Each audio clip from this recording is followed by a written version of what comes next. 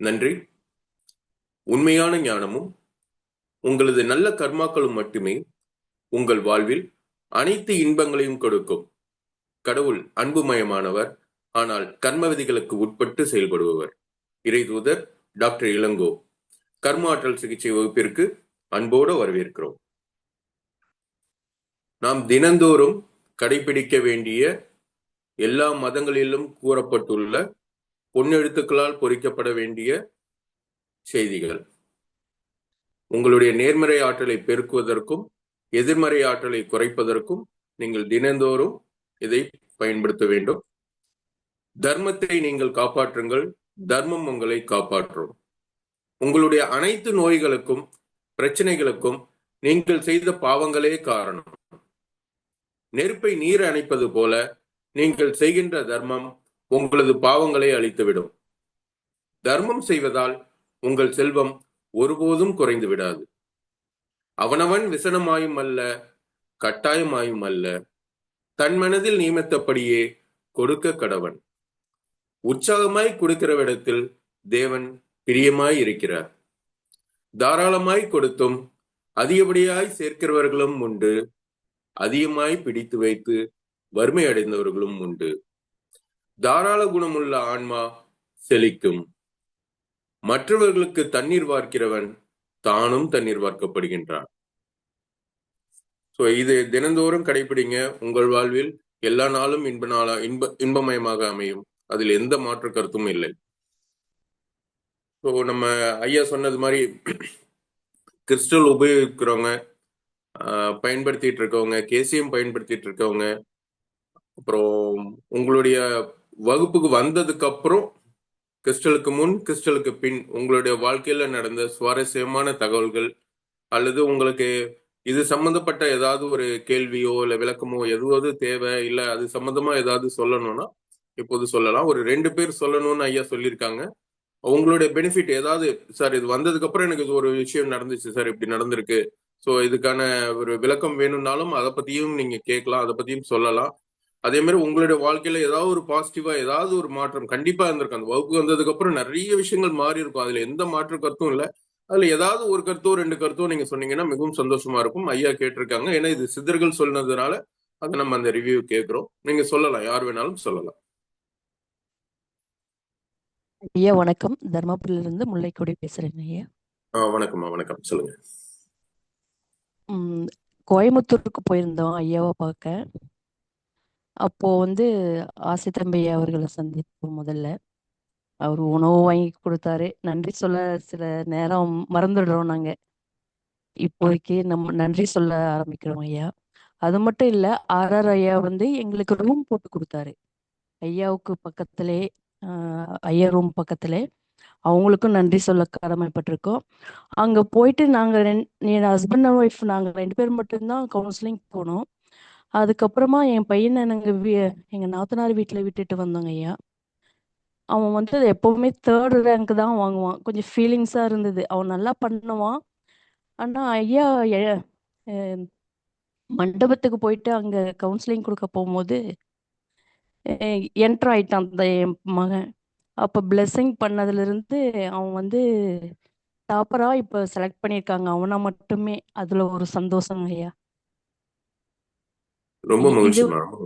அவரோட பையனோட நெகட்டிவ் எல்லாம் போனது மாதிரி ஒரு ஃபீலிங்ஸுங்க ஐயா. சந்தோஷம். இது நன்றி சொல்ல கடமைப்பட்டிருக்கேன். சிறப்புமா, சிறப்பு, ரொம்ப சிறப்பா இருந்தது. அது மட்டும் இல்லைங்க ஐயா, கொஞ்சம் வருமானம் வர ஆரம்பிச்சிருக்குங்க ஐயா. இல்லைன்னு சொல்லல. அது ஐயா கிட்டே நான் சொல்லியிருக்கேன். உங்களை என்னை பாரு, என்ன மட்டும் பாருங்க, உங்களை நான் பார்க்கலனாலும் பரவாயில்ல அப்படின்னா அது ஒரு ப்ளஸ்ஸா இருந்துச்சு. அது எனக்கு ரிப்பீட் ஆயிட்டே இருந்துச்சு அந்த காதுல. எனக்கு நான் அது மாதிரியே நான் நடந்துகிட்டு இருக்கேன். அவரு ஒவ்வொன்றுமே இந்த கிளாஸ்ல என்னென்ன வழிமுறையை சொல்றீங்களோ அதை ஃபாலோ பண்ணிக்கிட்டே வந்துட்டு இருக்கேன். அது ஓரளவுக்கு எனக்கு ரீச் ஆகுதுங்க ஐயா. சந்தோஷமாவும் இருக்கு. மகிழ்ச்சி, மகிழ்ச்சி. நன்றிங்க ஐயா. தேங்க்யூமா, தேங்க்யூ. இந்த மாதிரி தான் நாங்க எதிர்பார்க்கிறோம். ரொம்ப நன்றிமா, ரொம்ப நன்றி. உங்களோட கருத்துக்களை சொன்னதுக்கு ரொம்ப நன்றி. அதாவது ஐயா இப்போ பழைய வகுப்புகள்ல நீங்க பார்த்திருந்தீங்கன்னா சொல்லியிருப்பாங்க, நிறைய வாட்டி இதை சொல்லியிருக்காங்க. அதை யாரும் கவனிச்சிருப்பீங்களான்னு தெரியல. ஐயா வந்து ஃபர்ஸ்ட் கன்னியாகுமரிய மீட் பண்ணும்போது அவரு உணர்ற ஒரு தருணத்தை சொல்றாரு. அதாவது கிட்டத்தட்ட ஒரு 2000 20,000 பிறவிகளை வந்து ஐயா குறைச்சு கொடுத்துருக்காங்க. எனக்கு என்ன பார்த்த உடனேயே எனக்கு வந்து அந்த ஆசியை வழங்கியிருக்காங்க அப்படிங்கறது ஒரு இதுல சொல்லியிருக்காங்க. இன்டர்வியூல ஒரு இதுல வந்து பேட்டியில சொல்லியிருக்காங்க ஐயா. அப்போ ஒருத்தர் பார்க்கும்போது அது எப்படி நம்ம இவ்வளவு தர்மம் செஞ்சு நம்ம ஒரு அடுத்த பிறவியை நம்ம குறைக்கிறோம், அதுக்கான முயற்சிகள்ல இறங்குறோம், நம்மளுடைய பாவ புண்ணிய பலன்களை பொறுத்துதான் நம்மளுடைய பிறவிகளும் கூடுது குறையுதுங்கிறது எல்லாருக்குமே தெரியும். ஒருத்தர் பார்க்கும்போது இது எப்படி குறையுது அப்படின்னா அவருடைய சக்திகளையும் அவருடைய தவ பலன்களையும் இவருக்கு வழங்கியிருக்காரு அப்படிங்கிறது தான் அர்த்தம். அப்போ ஐயா இவ்வளவு நாள் நான் பண்ற அதோட மெடிடேஷனோட பலன்கள் இது எல்லாமே நமக்கு கொடுத்துக்கிட்டே இருக்காரு. அப்ப கொடுக்கும்போது உங்களுடைய கர்மாவை இது வந்து குறைக்கிறாரு அவரு. உங்களுடைய கர்மா அவருடைய பார்வையிலையும் சரி, அவரோட பேசும்போதும் சரி, உங்களுடைய கர்மாவை குறைக்கிறாரு. கர்மாவை குறைக்கும் போது உங்களுக்கு ஆட்டோமேட்டிக்கா பல பிறவிகளை குறைக்கிறாரு. அதுக்கான சக்தியை உங்களுக்கு கொடுக்குறாரு. அதை உணரணும் நம்ம. அதுதான் உங்க வாழ்க்கையிலயும் நடந்திருக்கு. ஏன்னா உங்க பையனுக்கு அந்த இது கொடுக்கும்போது அவருடைய ஆற்றல் பல மடங்கு பெருகுது, உங்களுடைய வருமானம் பெருகுதுன்னா உங்களுடைய கர்மம் குறைஞ்சிட்டு இருக்குன்னு அர்த்தம். அதுதான் அதுக்கான மீனிங். அதை நம்ம உணரணும். அது நிறைய பேர் அது உணர்றதே இல்லை. நம்ம பார்க்கும்போது ஐயா வராங்க போறோம் அந்த இதோடு இருக்கும். அதுக்கு பின்னாடி உள்ள ரகசியம் இதுதான். ஏன்னா அவருடைய ஆற்றல் அவருடைய தவப்பலனை நமக்கு கொடுக்குறாரு. நமக்காக அது வந்து இரையாற்றல் எல்லாருக்கும் கிடைக்கணுங்கிற ஒரு நல்ல எண்ணத்தோட பொதுவான இதுல வந்து எல்லாருக்கும் அது கொடுக்குறாரு. நம்ம குரூப்ல வந்து யாரு கம்பைன்ட் ஆனாலும் அது வந்து அவர் செஞ்சுக்கிட்டே இருக்காரு. நிறைய பேர் அது கேட்பாங்க, எப்படி அது உள்ள வந்ததோ எனக்கு மெடிசன் வரலையே எனக்கு இது அப்படிலாம் இல்லை. நீங்க உள்ள வந்து குரூப்ல கம்யூனிட்டியில வந்து அந்த இதுல வந்து கனெக்டிவிட்டி நீங்க ஆயிட்டீங்கனாலே உங்களுக்கான அந்த ஆற்றலும் சக்தியும் வந்து ஐயா வழங்கிக்கிட்டே இருப்பாங்க. அதுல எந்த மாற்று கருத்தும் உங்களுக்கு வேணாம், எந்த சந்தேகமும் வேணாம். அதுதான் நம்ம திரும்ப திரும்ப நம்ம இங்க பதிவு பண்றோம். ரொம்ப சிறப்பா இருந்ததுமா. நன்றிமா, நன்றி. அதே மாதிரி நீங்க ஆசை தம்பி ஐயாவுக்கு அது எல்லாமே நீங்க உங்களுடைய நன்றிகளையும் அவங்களுக்கு வந்து கண்டிப்பா போய் சேருமா. நன்றி, நன்றி. உண்மையாவே அது ஒரு 1 ஹவர்ல நடந்த ஒரு விஷயங்க ஐயா. எனக்கு ஒரு சந்தோஷம். ரூம் போட்டு குடுக்குறதுன்றது ஒரு பெரிய விஷயம் தானங்க ஐயா. உணவு ஒரு இடத்துல போறோன்னு வச்சுக்கோங்களேன், உணவு கிடைக்குமான்னு ஏங்குற இடத்துல தானா வந்து அமையறது ஒரு பெரிய விஷயம் தான். இதெல்லாம் நன்றி, அடுத்தடுத்து நடந்தது பெரிய விஷயங்க ஐயா எங்களுக்கு. நன்றி சொல்ல நெறைய நாள்கு ஆயிடுச்சு. கிளாஸ்ல எம் அதாவது டிஸ்டர்ப் ஆகக்கூடாதுன்றத ஒரே காரணத்துக்காக தான் நாங்க இத்தனை நாள் சொல்லாம இருந்ததுங்க ஐயா. நன்றிமா, நன்றி. அவங்களுடைய நன்றி நீங்க மனசால நினைச்சாலே போதுமா. அந்த நன்றியை வந்து உங்களுக்கு வாய்ப்பு கிடைக்கும் போது நேரா சொல்லுங்க. கிடைக்காத ம். பட்சத்துல நீங்க வந்து மனசுக்குள்ள இதுல மெடிடேஷன்ல இருக்கும் போதும் கிறிஸ்டல் வச்சிருக்கும் போதும் இல்ல நார்மல் நேரத்துல உங்க மனதார நீங்க வந்து உங்களுடைய நன்றியை நீங்க தெரிவிச்சீங்கனாலே அதுவே ஐயாவை போய் சேரும். அதுல எந்த ஆக்சுவலா மாற்று எங்களுக்கு கருத்தும். வந்து ஐயா மன்னிக்கணும் குறுக்கிடுறதுக்கு. சொல்லுங்க, சொல்லுங்க. நாங்க வந்து இன்னும் கிறிஸ்டல் வாங்கல. எதுவுமே கேசியம் எதுவுமே எடுத்துக்கலங்க ஐயா. கவுன்சிலிங் மட்டும் போயிட்டு வந்திருக்கோம். அது மட்டும் இல்லாம பக்கத்துல ஒருத்தர் வந்து என்னை திட்டுனாங்க. நான் எதுவுமே பேசல. அடுத்த நாள் உணர்ந்து எனக்கு கொஞ்சம் மனசு வருத்தமா இருந்தது. அடுத்த நாள் வந்து உன்னை எதுக்கு நான் இப்படி சொன்னனோன்ற மாரி இருக்கு அப்படின்ற மாரி ஃபீல் பண்ணாங்க. அதுக்கப்புறமா இப்ப நான் ஒண்ணும் ஐயா சொல்ற மாதிரி ஸ்ப்ரெட் பண்ணுங்க அப்படின்றாங்க. நானு கேட்கிறவங்களுக்கு மட்டுக்கும் சொல்றேங்க ஐயா. அவங்களுமே தணிஞ்சு இப்ப வந்துட்டு இருக்காங்க. என்கிட்ட பேசாதவங்க கூட பேசுறாங்க ஐயா. நன்றிமா, நன்றி. அதுதான் நம்ம ஒரு எண்ண ஓட்டத்தை நம்ம வந்து என்ன வச்சுக்கிறோமோ அது ரிலேட்டடா வந்து நம்ம ஈர்ப்போம் அப்படின்னு சொல்றதுதான். இது வந்து இதுவா சொல்லல, கர்மாவா சொல்லல.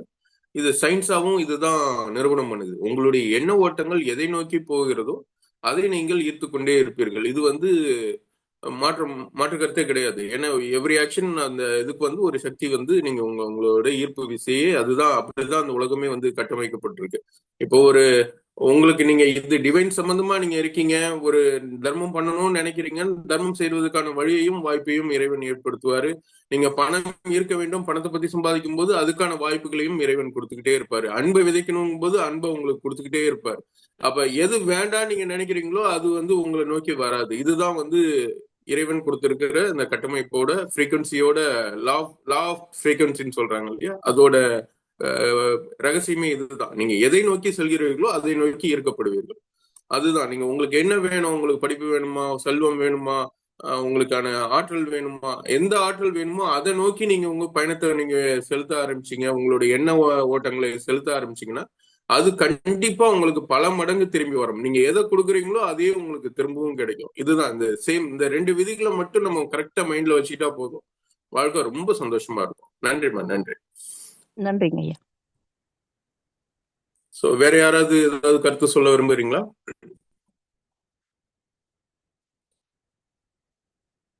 ஓகே, நன்றி. இன்றைய சிறப்பு வகுப்பை நடத்துவதற்காக திரு கிரவுன் கணேஷ் அவர்கள் வந்திருக்காங்க. வகுப்பை அவங்க தொடருவாங்க.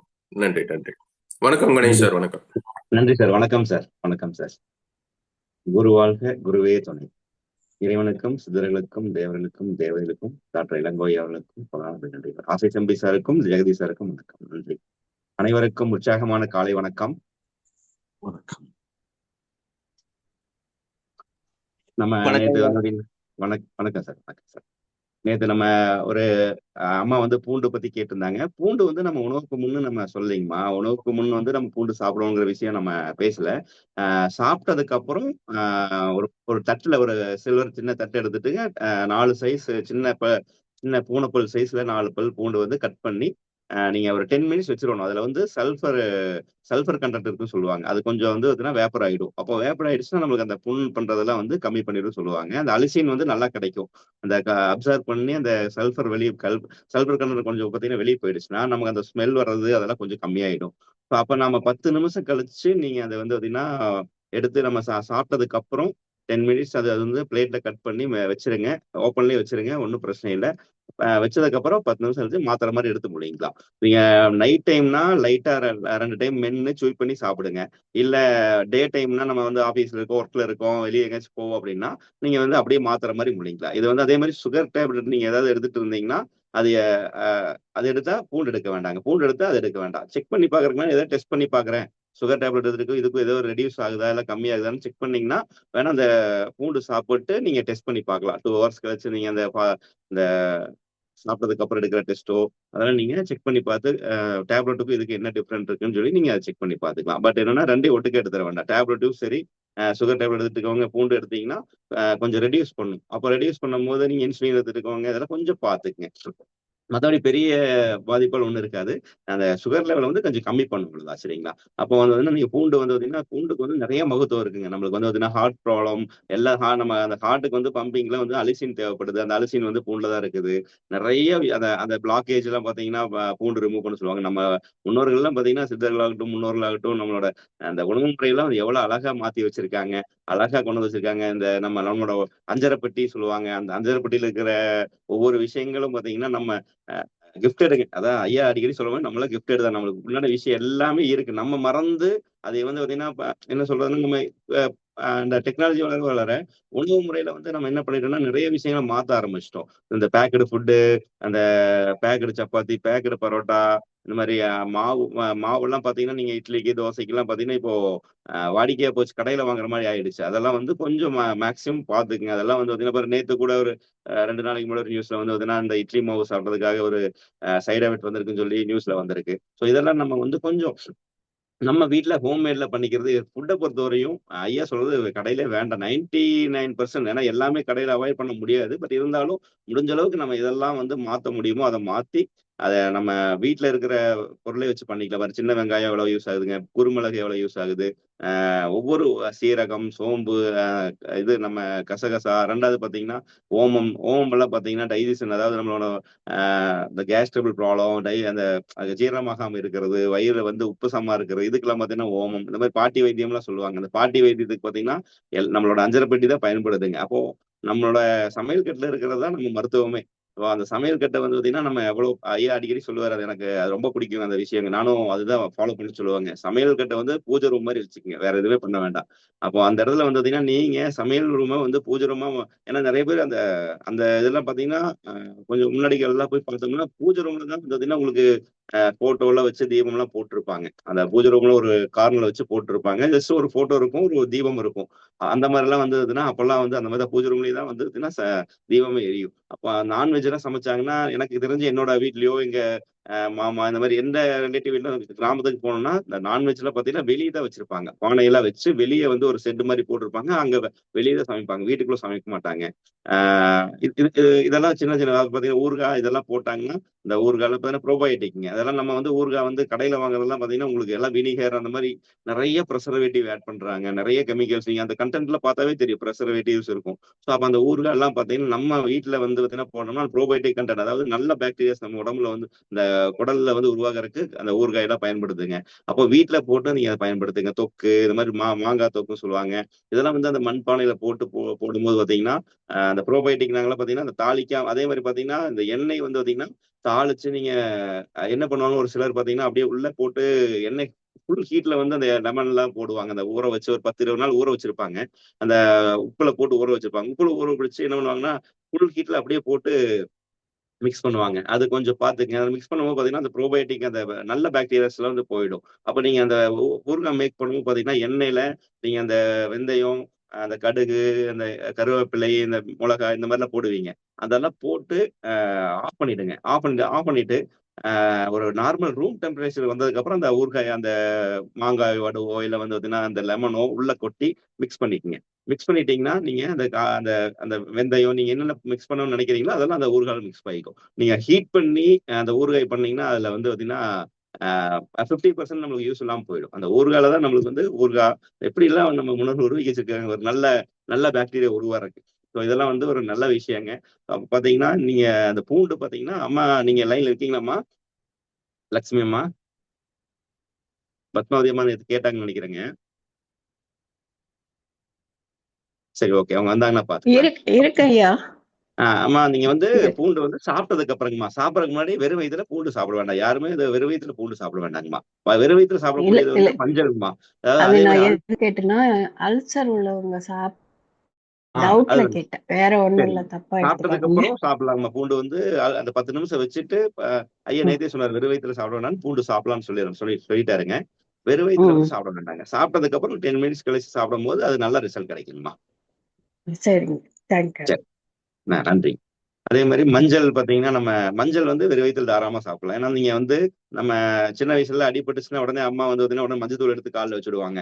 எங்க அடிபடுதோ அங்கெல்லாம் பாத்தீங்கன்னா மஞ்சள் வைப்பாங்க. அப்பெல்லாம் வந்து இமீடியட்டா நம்மளுக்கு கிடைக்கக்கூடிய இன்ஸ்டன்ட் அந்த ஃபர்ஸ்ட் எய்ட் பாத்தீங்கன்னா மஞ்சள் தூள் தான்.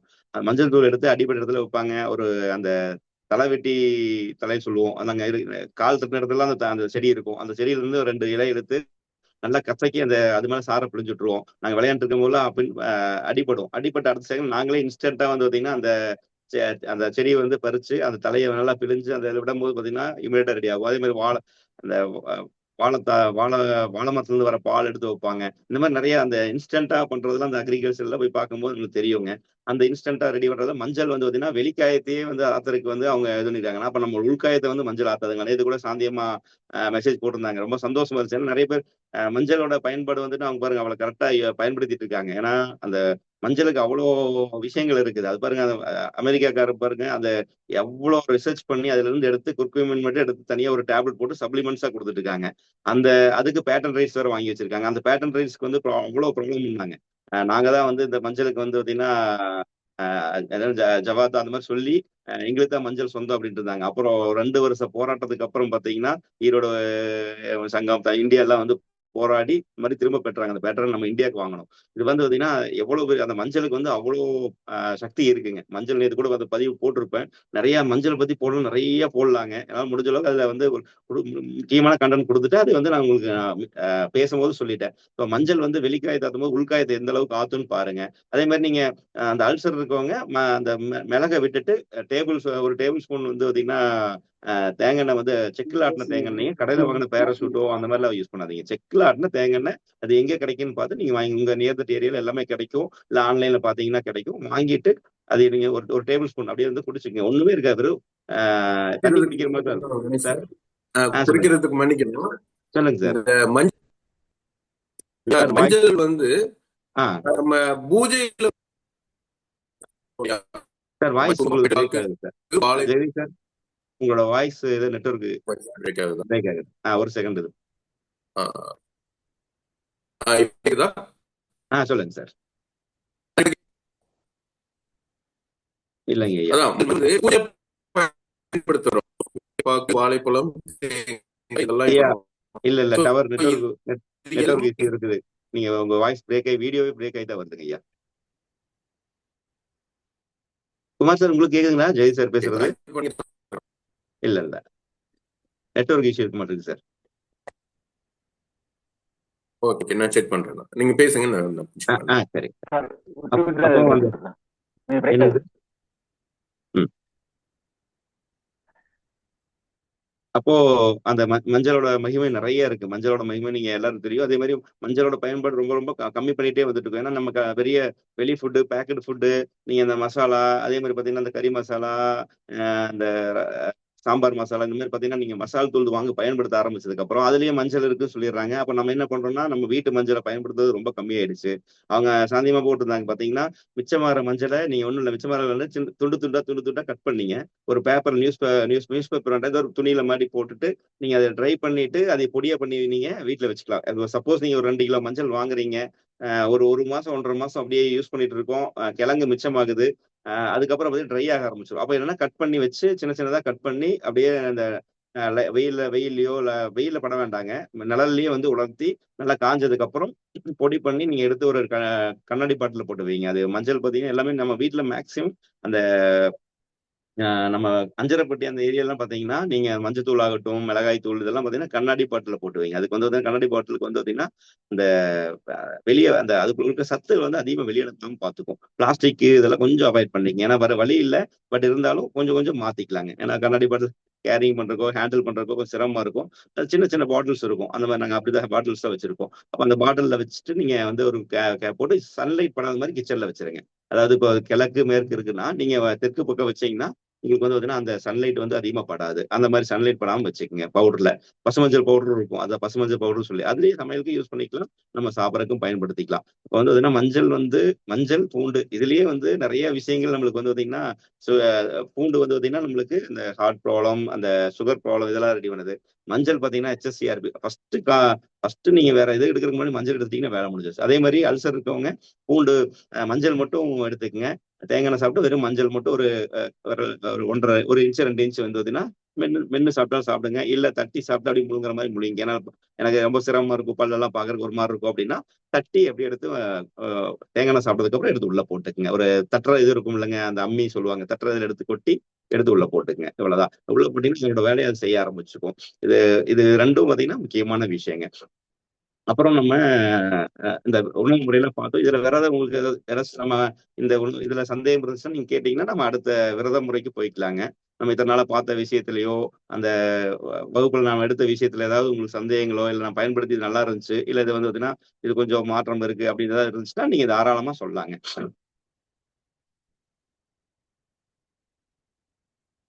இல்ல அக்கா அம்மா எல்லாம் லைன்ல இருக்கீங்க எல்லாரும். ஏன்னா உங்களுக்கு உண்டான முறையில தான் பேசியிருக்கோம். சமையல் முறை பாத்தீங்கன்னா சமையல் கட்டுல என்னென்ன நடக்கணும், சகோதரர்கள் எல்லாத்துக்கும் அவங்களுக்கு தான் முக்கியமான விஷயம். நீங்க வந்து அது உங்க கிச்சன்ல வந்து உங்களோட விஷயங்களை நீங்க மாற்றினா தான் அடுத்து வந்து நம்ம அப்படியே அடுத்தடுத்து ஆரோக்கியத்துக்கு வந்து முதல் இது பாத்தீங்கன்னா கிச்சன் தான். நீங்க கிச்சன் வந்து பாத்தீங்கன்னா எந்த அளவுக்கு கம்மி பண்றீங்களோ, வெரைட்டி சமைக்கிறதெல்லாம் நீங்க ஐயா சொன்ன மாதிரி தான், நம்ம வீட்டுல சமைக்கிறதெல்லாம் கம்மி பண்ண நம்மளுக்கு வந்து பாத்தீங்கன்னா அந்த நோய்களும் அந்த வாழ்வியல் முறைகளும் வந்து வர ஆரம்பிச்சிடும். அந்த இடத்துல நீங்க கிச்சனை சரியா பயன்படுத்துங்க. கிச்சன் அந்த சமையலறையை சரியா பயன்படுத்தினாவே எல்லாமே சிறப்பா நடக்கும். யாருக்கும் டவுட் இல்லை. சொல்லுங்கம்மா. வணக்கம், பல்லச்சன் பேசுறேங்க. எனக்கு பல்லு வலது பக்கம் கீழே அந்த கடவா பல்லு பாதி பல்லு விழுந்துருச்சு, பாதி பல்லு மட்டும் அப்படியே இருந்துச்சு. நான்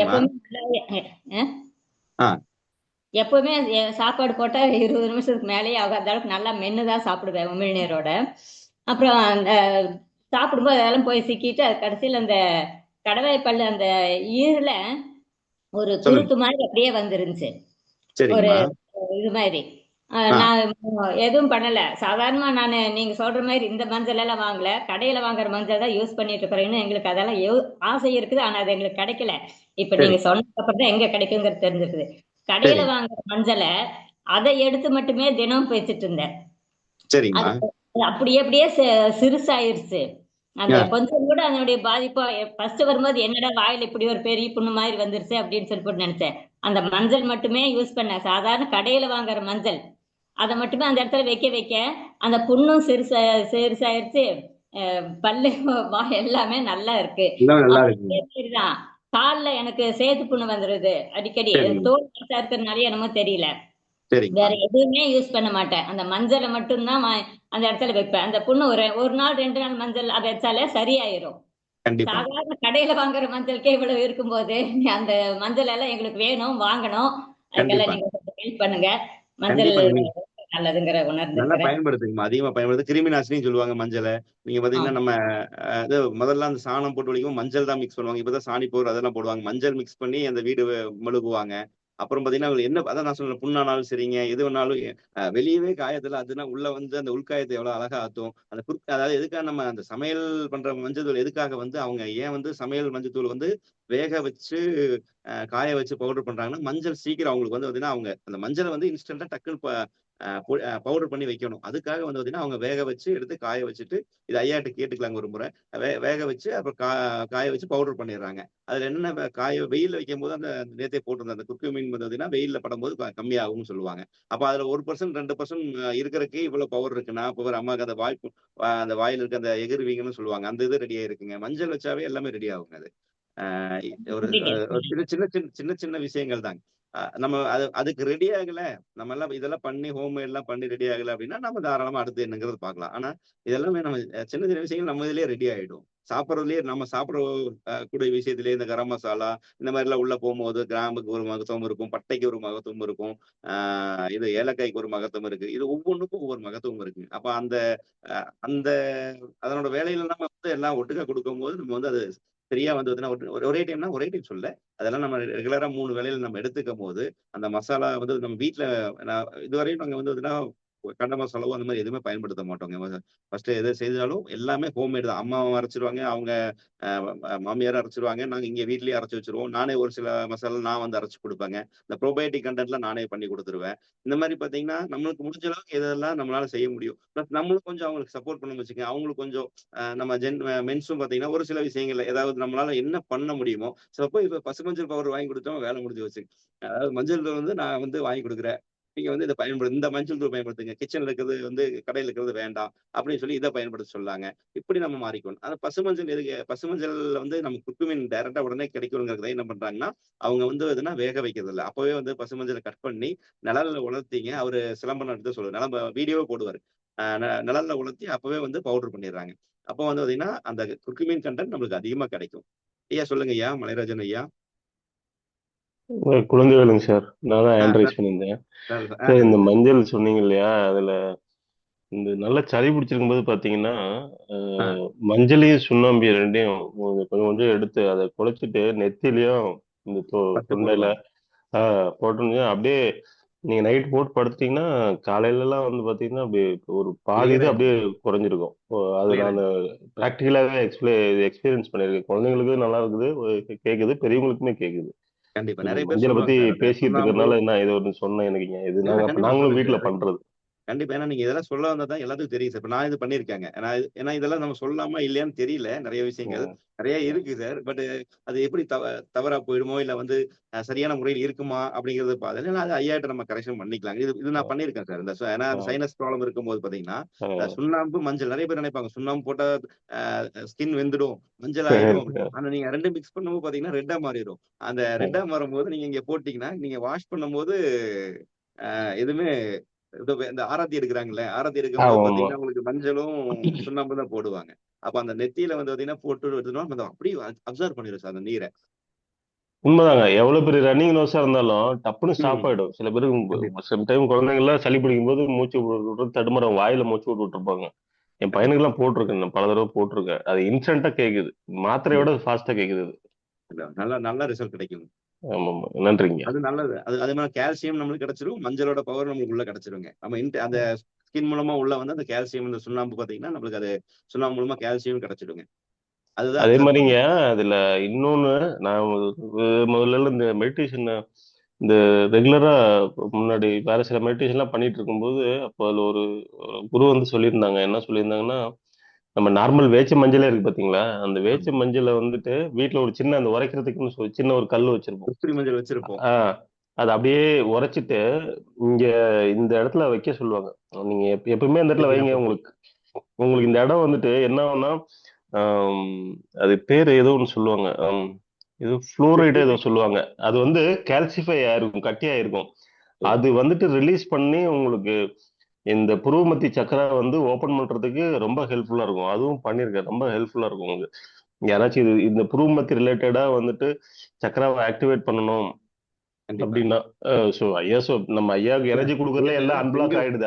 அது வேற. பெண்களுக்கு அந்த பொட்டு வைக்கிறதே பாத்தீங்கன்னா அந்த மஞ்சள்ல வச்சுதான் பொட்டு வைக்க சொல்லிருப்பாங்க. அது அவங்க ஆட்டோமேட்டிக்கா அந்த ஆகினா ஆக்டிவேட் ஆயிரும். அந்த ஆகினா வந்து அவங்க எதுவுமே செய்ய வேண்டியதில்லை. அந்த பொட்டு வைக்கும் போது அவங்களுக்கு பெண்களுக்கு பாத்தீங்கன்னா ஆகினா இயங்க ஆரம்பிச்சிரும். அவங்களுக்கு அது இப்ப எல்லாம் மறந்துட்டாங்க. அந்த சாந்து போட்டு அந்த ஸ்டிக்கர் போட்டு அந்த மாதிரி வைக்க ஆரம்பிச்சுட்டாங்க.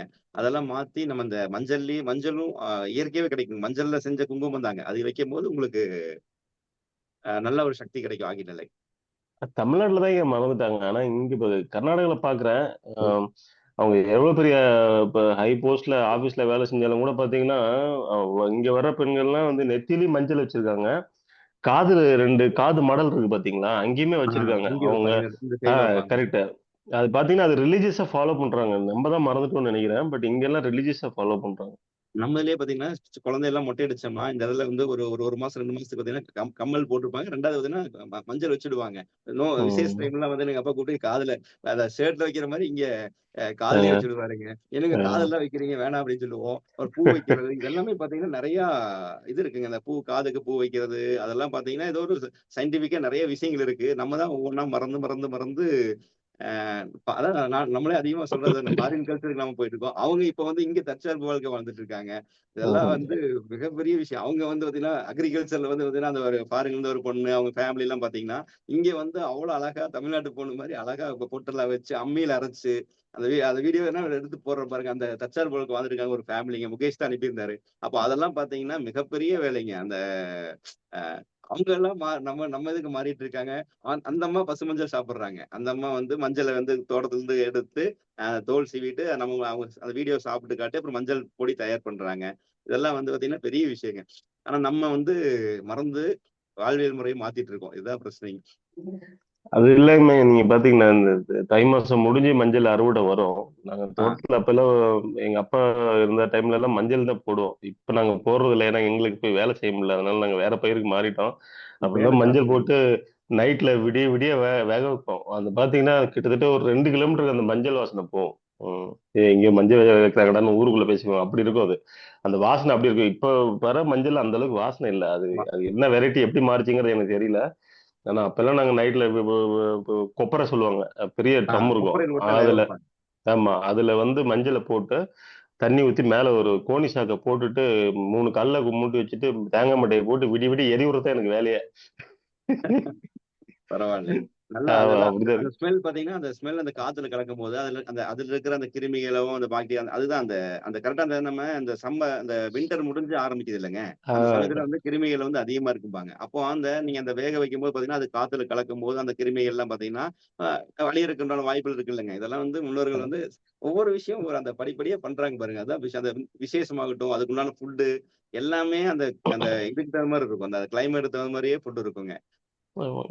மாசி மாசம் தான் இங்க பண்ணுவோம். அது ஒரு மாதிரி நல்லா இருக்கும். அது அப்ப பசங்க எங்க நண்பர்கள்லாம் கூட்டு போயிடும். வாடா எங்க காட்டுல மஞ்சள் வைக்கிறோம் அப்படின்னு சொல்லி நான் கூட்டு வருவேன். அதே மாதிரி அவங்க தோட்டத்துல வைக்கிறாங்க அப்படின்னா நானும் இங்க இருந்து கிளம்பி அங்க போயிடுவேன். அது வந்து பாத்தீங்கன்னா அது ஒரு டைம் மாசி மாசம் ஒரு மாதிரி திருவிழா மாதிரி தான் இருக்கும். மஞ்சள் வைக்கிறதே ஒரு பெரிய வேலையா இருக்கும். அந்த தை முடிஞ்சு மாசிக்கும் போது மொத்தம் எல்லா பக்கம் திருவிழா தாங்க. அதுதான் வந்து நம்ம முன்னோர்கள் தான் வழி வச்சு கரெக்டா வச்சுட்டு போயிருக்காங்க. எல்லாத்தோட அந்த குலதெய்வ கோயில் விசேஷம் இதெல்லாம் அந்த மாசியில தான் வருங்க. அவங்க அந்த டைம்ல அறுவடை எல்லாம் முடிஞ்சது இல்லைங்க. ஃப்ரீயா இருப்பாங்க. அந்த டைம்ல வந்து பாத்தீங்கன்னா அப்புறம் வைகாசியில வந்து இந்த கெடா வெட்டு இந்த மாதிரி ஃபங்க்ஷன் எல்லாம் பாத்தீங்கன்னா இதாயிட்டு இருக்கும். Right, okay. நன்றிங்க. தலைவர் உங்களுக்கு நிறைய கேள்வி வந்திருக்குது பாருங்க. ஹேண்ட் ரைஸ் பண்ணிருக்காங்க அதெல்லாம் பாருங்க. அதுதான் ஓகே அடுத்ததான் போலாங்க. சொல்லுங்க சண்முக சார். வணக்கம் சார். வணக்கம், நான் சண்முக பிரதர் பேசுறேங்க. நீங்க அந்த வணக்கம், நல்லா இருக்கீங்களா சார்? இப்ப அந்த மஞ்சள் பத்தி சொல்லிருந்தீங்களே, அது என்னுடைய அனுபவம் ஒண்ணு ஷேர் பண்றேங்க. ஆக்சுவலா இது நான் காலேஜ் படிக்கிறப்பவே பாத்தீங்கன்னா என்னுடைய ப்ரொஃபசர் ஒருத்தர் இந்த மாதிரி வந்து காலையில எந்திரிச்சோன்னையுமே மஞ்சளும் பிளஸ் ஒரு 5 to 7 மிளகு வரைக்கும் நீங்க மென்னு சாப்பிடுங்க, உங்களுக்கு வந்து காய்ச்சல், தலைவலி இல்ல ஜலதோஷம்லாம் இருந்துச்சுன்னா அது கியூர் ஆயிரும் அப்படின்னு சொல்லியிருந்தாங்க. நாங்க படிக்கிறப்ப சொல்லியிருந்தாங்க. அப்ப நாங்க ஹாஸ்டல்ல இருந்தப்போ நாங்க ஒரு சில நண்பர்கள்லாம் சேர்ந்து நாங்க அதை சாப்பிட்டுட்டு இருந்தோம். நான் இப்ப ரெகுலராகவே அதை சாப்பிட்டுட்டு இருந்தோம். 15 வருஷமா சாப்பிட்டுட்டு இருந்தோம். அதுக்கப்புறம் இது இப்ப ரீசெண்டா ரிசர்ச் பண்றப்ப நம்ம சிஎஃப்டிஆர்ஐல பாத்தீங்க அப்படின்னா மைசூர்ல இருக்க சிஎஃப்டிஆர்ஐல ஒரு ரிசர்ச் ஒன்று பண்ணியிருக்காங்க. மஞ்சளும் மஞ்சளும் பெப்பரும் ஏன் வந்து சாப்பிடணும் அப்படின்னு ஒரு ரிசர்ச். அது அப்ரூவ்டு ரிசர்ச் ஆக்சுவலா. மஞ்சள் இருக்கக்கூடிய கர்க்குமினும் பெப்பர்ல இருக்கக்கூடிய பெப்பரினும் சேர்ந்தோம்னா அது வந்து நம்ம பிளட்டுக்குள்ள டிசால்வ் ஆகுறது 2000 மடங்கு டிசால்வ் ஆகுது அப்படின்னு சொல்லிட்டு ஒரு எலியை வச்சு டெஸ்ட் பண்ணி அதை ப்ரூவ் பண்ணாங்க. இதை வந்து நம்ம அந்த காலத்துல நம்ம முன்னோர்கள் என்ன பண்ணிருக்காங்க, பால்ல உடம்பு சரியில்லைன்னா பால்ல பாத்தீங்கன்னா நைட் ஆனா மஞ்சளும் கர்க்குமின் அது மஞ்சளும் பெப்பரும் போட்டு சாப்பிடுவோம் இல்லைங்களா? ஆமா. அது எதனாலன்னா அது அந்த காலத்திலே கண்டுபிடிச்சிருக்காங்க பாருங்க. இப்ப மஞ்சள் வந்து மஞ்சள் இருக்க கர்க்குமின் யூஸ்வலா தண்ணியில டிசால்வ் ஆகாது. ஆனா வந்து ஒரு ஆயில்ல வந்து ஈஸியா டிசால்வ் ஆகும். ஆக்சுவலா 9 நானோகிராம் பெர் எம்எல் தான் டிசால்வ் ஆகும்னு சொல்றாங்க தண்ணியில. அதுவே பாத்தீங்க அப்படின்னா ஒரு ஆயிலையோ ஒரு நெய்லயோ தேன்லயோ பாத்தீங்க அப்படின்னா அதோட சாலிபிலிட்டி ரொம்ப அதிகமா இருக்கும். ஈவன் பெப்பர் கூட சேர்ந்து பெப்பர்ல இருக்கக்கூடிய பெப்பரினும் கர்க்குமினும் ரொம்ப ஃப்ரெண்ட் ஆக்சுவலா. அது ரெண்டும் சேர்ந்தா மட்டும்தான் வயிற்றுக்குள்ள போய் அங்க இருந்து பாத்தீங்கன்னா வில்லை மூலியமா அங்க இருந்து பிளட்டுக்குள்ள போய் பிளட்ல இருந்து நம்ம செல்லுக்கு டிசால்வ் ஆகும் அப்படிங்கிற ஒரு மெக்கானிசத்தை நம்ம ஆளுங்க நம்ம முன்னோர்கள் பாத்தீங்கன்னா அந்த காலத்திலேயே பால்ல சாப்பிடணும்னு சொல்லியிருக்காங்க. அது அது ஆக்சுவலா அது உண்மையும் கூட ஆக்சுவலா. இப்ப இந்த சிஎஃப்டிஆர்ல ரிசர்ச்சும் கண்டுபிடிச்சிருக்காங்க. அதான் உங்ககிட்ட சொல்லணும்னு நினைச்சேன். கண்டிப்பா சார். ஐயா கூட நான் ஒரு கவுன்சிலிங் போகும்போது சொல்லியிருந்தாரு. ஐயா பாத்தீங்கன்னா நைட்டு பாத்தீங்கன்னா பால்ல மஞ்சள் போட்டு குடிப்போம் அப்படி மாதிரி ஐயா ஆசை தம்பி சாரும் ஐயா குடிப்பாங்க அப்படி மாதிரி சொன்னாரு. கவுன்சிலிங் முடியும்போது இந்த மாதிரி சாப்பிட்டு முடிச்சதுக்கு அப்புறம் பால்ல மஞ்சள் போட்டு குடிப்பா அப்படிங்கிற மாதிரி சொன்னாரு. இதை பத்தி நான் ஐயா ஒன்னும் கேட்கலாங்க. அதே மாதிரி அந்த பெப்பர் வந்து அது நான் நேற்று பதிவிலே போட்டிருப்போம் பாருங்க. அந்த பெப்பரும் அந்த குர்குமின் அந்த பெப்பரும் அந்த சேரும் போதுதான் அந்த டிசால்வ் வந்து அதிகமா இருக்கும். அதே மாதிரி ஆயிலோட அந்த தனியா கேப்சூலா நம்ம சாப்பிட்றோம்லங்க சப்ளிமெண்ட் அப்படி சாப்பிட்டா யூஸ் ஆகாதுங்க. நீங்க கேப்சூலா சாப்பிட்டா அதுல வந்து சாப்பிட்டு அது கூட பெப்பரோ இல்ல வந்து பாத்தீங்கன்னா நீங்க கொழுப்போ இல்லாம சாப்பிட்டோம்னா அந்த ஆயிலோ கொழுப்போ எல்லாம் சாப்பிட்டோம்னா நம்மளுக்கு வந்து அந்த அப்சார்ப்ஷன் இருக்காது. ஸோ அந்த டிசால்வ் ஆகாதுன்னு சொல்லுவாங்க குர்குமின். இதுல பாருங்க இவர் சண்முக பிரகாஷ் எவ்வளவு அழகா சொல்றாரு பாருங்க. அப்ப அவரெல்லாம் 15 வருஷமா பயன்படுத்தி இருக்காரு பாருங்க. அப்ப மஞ்சளோட மகிமை நம்மளுக்கு வந்து நீ எல்லாருக்கும் தெரிஞ்சு வச்சுக்கலாங்க. ஏன்னா தெரிஞ்சு அதை பயன்படுத்த ஆரம்பிச்சுக்கலாங்க. ஏன்னா அவ்வளவு விஷயங்கள் இருக்கு. ரைட். அடுத்து மலைராஜன் சார். அடுத்து அனைவருக்கும் அன்பான இனிய காலை வணக்கம். ரொம்ப ரொம்ப சிறப்பு. நீங்க மஞ்சளுடைய மகத்துவத்தை பத்தி ரொம்ப தெளிவா சொல்றீங்க. எனக்கு இதுல நீங்க சொன்னதுல ஒரே ஒரு சந்தேகம் ஆக்சுவலா எப்படின்னு கேட்டீங்கன்னா இந்த பசு மஞ்சள்னு சொல்றீங்க. பசு மஞ்சள் அதாவது 2 மஞ்சள் இருக்கு. ஒரு மஞ்சள் கிழங்கு மாதிரி உருண்டையா இருக்கும். அதைத்தான் நீங்க சொல்றீங்களா? ஆமாங்க ஐயா. பச்சையா இருக்கிறதா ஐயா வந்துட்டாங்க. பச்சை இன்னொரு மஞ்சள் வந்து விரலி மஞ்சள்னு சொல்லி அது வந்து காஞ்ச மஞ்சளுங்க ஐயா. ஓ சரி சரி சரி. அதான் இப்ப பொதுவா வந்து சமையலுக்கு வந்து விரலி மஞ்சள் ஐயா வந்துட்டாங்க. ஓ சரி மன்னிக்கலாம். ரைட் ஓகே நன்றிங்க ஐயா. வணக்கம் ஐயா. வணக்கம். வணக்கம் சார். வணக்கம் வணக்கம் ஐயா. வணக்கம் வணக்கம் வணக்கம் ஐயா. வணக்கம் ஐயா. ஐயா வணக்கம் ஐயா. அதாவது வணக்கம்மா. பசு மஞ்சளுக்கும் விரலி மஞ்சளுக்கும் ரெண்டுத்துக்குமே மருத்துவ குணம் இருக்கு. இப்ப அதை பத்தி பேசுனீங்க இல்லையா? பசு மஞ்சளுக்கும் விரலி மஞ்சளுக்கும் ரெண்டுக்குமே மருத்துவ குணம் இருக்கு. அதை பத்தி நீங்க பேசுங்க. பின்னாடி தேவைப்பட்ட டீட்டெயில்ஸ் நம்ம சொல்லலை. ரெண்டுக்குமே மருத்துவ குணம் இருக்கு. இதுக்கும் இருக்கு அதுக்கும் இருக்கு. சில மருத்துவ குணங்கள் வந்து இதுக்கு இருக்கு, சில மருத்துவ குணங்கள் அதுக்கு இருக்கு. ரெண்டுமே பயன்படுத்திக்கலாம். அதை நீங்க உங்க கருத்தை நீங்க அப்படியே சொல்லிட்டு வாங்க. அதை நம்ம பார்த்து கரெக்ஷன் பண்ணிக்கலாம். நம்ம பண்ணிக்கலாம். பட் மிளகுல மட்டும் ரொம்ப கேர்ஃபுல்லா இருக்கணும். அதாவது வந்து இப்ப நீங்க இப்போ பேசும்போது சகோதரர் சொன்னாரு எலியை வச்சு ஆராய்ச்சி பண்றாங்க. ஃபாரினர்ஸ் எல்லாம் முதல்ல எலியை தான் ட்ரை பண்ணுவாங்க. அந்த எலியினுடைய அனாட்டமி வேற, மனுஷனுடைய அனாட்டமி வேற. எலிக்கு பூனைக்கு நாய்க்கு நரிக்கெல்லாம் மருந்து கொடுத்து செக் பண்ணிட்டு ஓகே ரைட்டுன்னு கொடுத்துருவாங்க. அப்ப மனுஷனுக்கு கொடுப்பாங்க. மனுஷனுக்கு கொடுக்கும்போது மனுஷனுடைய அனாட்டமி என்டையர்லி டிஃப்ரெண்ட். இங்க நிறைய ரிசல்ட் வந்து ஃபெயிலர் ஆகிறதுக்கும் சைட் எஃபெக்ட் வரதுக்கும் காரணம் என்னன்னா இதுதான். நல்லா புரிஞ்சுக்கோங்க. ஃபாரின்ல பண்ற எல்லாமே எலிக்கு பூனைக்கு ஒன்னு என்ன பறவைகள் மிருகங்கள் இருக்கோ அதுக்கெல்லாம் டெஸ்ட் பண்ணிட்டு ஓகே ரைட் பக்காவா இருக்கு அப்படின்னு சொல்லி கொடுத்துருவாங்க. பட் அதை மனுஷனுக்கு கொடுக்கும்போது நிறைய சைட் எஃபெக்ட்ஸ் வரும். அப்புறம் ஒரு 5 வருஷம் 10 வருஷம் கழிச்சு ஒரு லட்சக்கணக்கான பீப்புள் வந்து ரொம்ப சஃபர் ஆன பிறகு அப்புறம் நைஸா சத்தமே படம் சேரண்டா வித்ட்ரா பண்ணிக்குவாங்க. இது மாதிரி வித்ட்ரா பண்ண மருந்துகள் கிட்டத்தட்ட ஆயிரக்கணக்கான மருந்துகள் இருக்கு. எனக்கு விவரம் தெரிஞ்சு கிட்டத்தட்ட ஒரு 30,000 மருந்துகளுக்கு மேல வித்ட்ரா பண்ணியிருக்காங்க.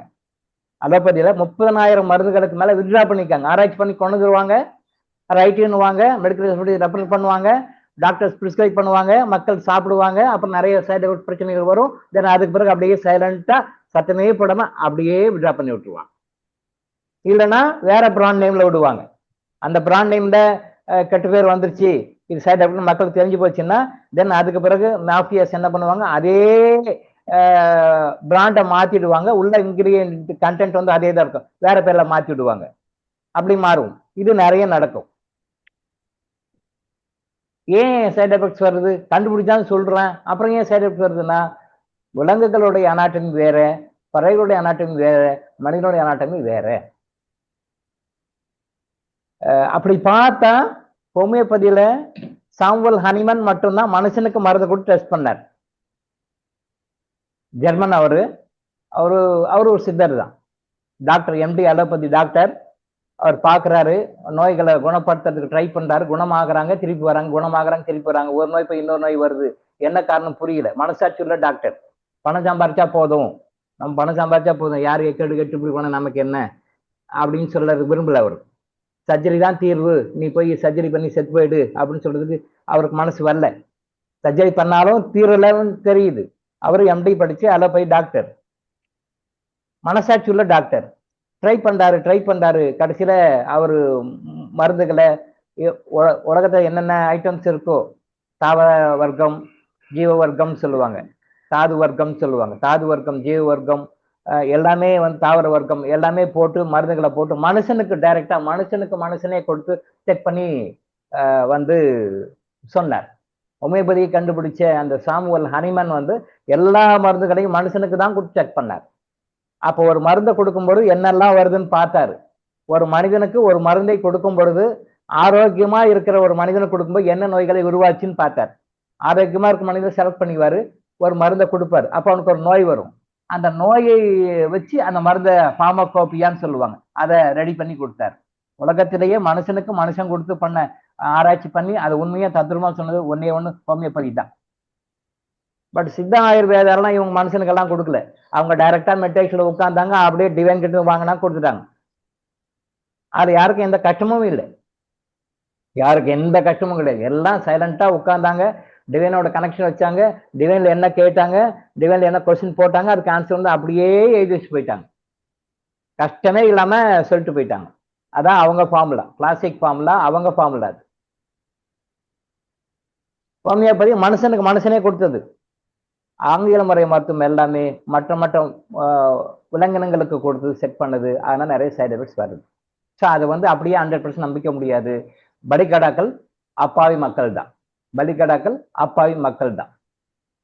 இந்த மிளகு கேர்ஃபுல்லா யூஸ் பண்ணுன்றது என்னன்னா, சித்தர்கள் பாடல்கள்ல ரொம்ப தெளிவா படிக்கணும். நிறைய பேர் தப்பு பண்ணிடுறாங்க. அது சித்தர்கள் அப்படி எழுதி வச்சிருக்காங்க, சரியான நபர்களுக்கு போய் சேரணும், தப்பான நபர்களுக்கு போய் சேரக்கூடாது.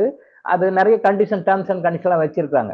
அப்போ சித்தர்களுடைய பாடல்களை படிக்கும்போது அது அது வந்து கர்மா நமக்கு எந்த அளவுக்கு ஸ்ட்ராங்கா இருக்கோ அந்த அளவுக்கு பார்க்கும்போது கரெக்ட் மீனிங் வரும். நம்ம கர்மா முன்ன பின்ன குறைஞ்சி கம்மியா இருக்கும் பொழுது மீனிங் தப்பாக எடுத்துக்கொள்வோம், மீனிங் தவறாக எடுத்துக்கொள்ளும். சித்தர்கள் அப்படி பரிபாஷையில் எழுதி வைப்பாங்க. ஏன் பரிபாஷையில் எழுதி வைக்கணும்னு கேட்டதுக்கு எனக்கு கொஞ்சம் வருத்தம் தான். ஏன் இந்த மாதிரிலாம் பரிபாஷையில் எழுதி எல்லாம் கன்ஃபியூஸ் பண்றீங்கன்னு கேட்டதுக்கு சித்தர்கள் சொன்ன விளக்கம் அது. திருவண்ணாமலை பௌர்ணமி அப்ப எனக்கு சொன்ன விளக்கம் அது. இது சரியான நபர்களுக்கு போய் சேர வேண்டும், தப்பான நபர்களுக்கு போய் சேரக்கூடாது. தப்பான நபர்களுக்கு போய் சேர்ந்தா அவன் இப்படிதான் தப்பு பண்ணிடுவான். அதனாலதான் நாங்கள் பரிபாஷையில எழுதுறோம். பரிபாஷையில என்ன எழுதுனா என்னன்னா, அந்த சரியான நல்ல கர்மா இருக்கும்போது நல்ல எண்ணத்தோட, உயரிய எண்ணத்தோட சமுதாயத்துக்கு நான் ஏதாவது பண்ணணும், இந்த மக்களுக்கு ஏதாவது பண்ணணும் உண்மையிலே நினைச்சு பண்ணும்போது அவனுக்கு சரியான மீனிங் தோணும். தவறான நோக்கத்தோட, சுயநலத்தோட தப்பான நோக்கத்தோட சுயநல நோக்கத்தோட இன்னும் வேற மால் பிராக்டிஸ் பண்ணக்கூடிய, இல்ல மக்களுக்கு சமுதாயத்தை ஏதாவது கெட்டது பண்ணக்கூடிய, அல்லது வேற ஏதாவது நிறைய இருக்கு. அது அது அனுபவத்துலதான் தெரியும், அது உங்களுக்கு சொன்னா புரியாது. அந்த மாதிரி தவறான எண்ணத்தோட பண்ணாங்க, சுயநலத்தோட பண்ணாங்கன்னா அது மீனிங் என்டையர்லி டிஃப்ரெண்ட் ஆகும். அதே வார்த்தைகள் தான், மீனிங் மட்டும் டிஃப்ரெண்டா இருக்கும். ஸோ அந்த மாதிரி தான் வந்து யாரோ படிக்கிறாங்க, யாரோ எழுதுறாங்க அப்படின்னு சொல்லிட்டு ஒரு காயக்கல்பம்னு ஒரு காயக்கல்பம் நிறைய எழுதுறாங்க. அப்ப அந்த காயக்கல்பத்தை எழுதும்போது ஒரு மிளகை வந்து தொடர்ந்து 48 நாள் இந்த மாதிரி முறையில மிளகு மட்டுமே, அது மிளகு கற்பம் சொல்லி போட்டிருக்காங்க. அதை ஒரு புக்ல ஒருத்தர் படிச்சிருக்காரு. யாருன்னா அதாவது கிளேர் வயன்ஸை கத்துக்க சுந்தரராஜன் ஐயா கிட்ட நிறைய ஸ்டூடெண்ட்ஸ் வந்தாங்க. நிறைய அதில் எல்லாமே எல்லாம் ஃபில்டர் பண்ணி கடைசியில் நானும் செந்தில்குமார் 2 பேர் தான் நின்னோம். ஒரு ஸ்டேஜில் செந்தில்குமாரை கட் பண்ணிட்டாரு. கட் பண்ணிட்டு சரி அடுத்த பிறகு பார்த்துக்கலான்னு தள்ளி போட்டார். ஒரு ஸ்டேஜில் செந்தில்குமாரை வந்து அடுத்த பிறவியில் பார்த்துக்கலாம், இப்போ வேண்டாம். அதை பண்ண ஒரு சின்ன மிஸ்டேக்கு கற்றுக் கொடுத்துருப்பாரு, ஒரு சின்ன மிஸ்டேக் பண்ணிட்டாரு. அதை பற்றி நான் பின்ன டைம் கிடைக்கும்போது சொல்கிறேன். அதனால அவர் போஸ்ட்போன் பண்ணிட்டார். சரி அடுத்த பிறகு நான் கற்றுக் கொடுக்குறேன், நான் வானம் ஏறி வைகுண்டம் போயிடுவேன், போன பிறகு நான் அடுத்த பிறகு வருவேன், அடுத்த பிறகுல வரும்போது நான் செந்தில்குமார் கற்றுக் கொடுக்குறேன்னு சொல்லிட்டு விட்டார். ஸோ எனக்கு கற்றுக் கொடுத்தார் கிளேவாயின். அந்த செந்தில்குமார் என்ன பண்ணாருன்னா இதே மாதிரி தான் கற்பம் சொல்லிட்டு மிளகு கற்பம்னு சொல்லிட்டு ஒரு சித்தர் நூலில் யாரோ புக்கு பிரிண்ட் பண்ணியிருக்கிறாங்க. அந்த புக்கை இவர் படிச்சிருக்கிறாரு. அதை வேற யாரோ ஒருத்தர் சொல்லி ரெக்கமெண்ட் பண்ணியிருக்கிறாரு. சரி ஓகே, அது படிச்சு அந்த மிளகு கற்பத்தை சாப்பிட்றாரு. ஒன்றை மிளகு மட்டும், மிளகு கற்பம் மட்டும் தொடர்ந்து 40 நாள் சொன்ன முறைப்படி கரெக்டாக சாப்பிட்றாரு. ஆனால் சாப்பிட காம்ப்ளிகேஷன் ஜாஸ்தி ஆகிப்போச்சு.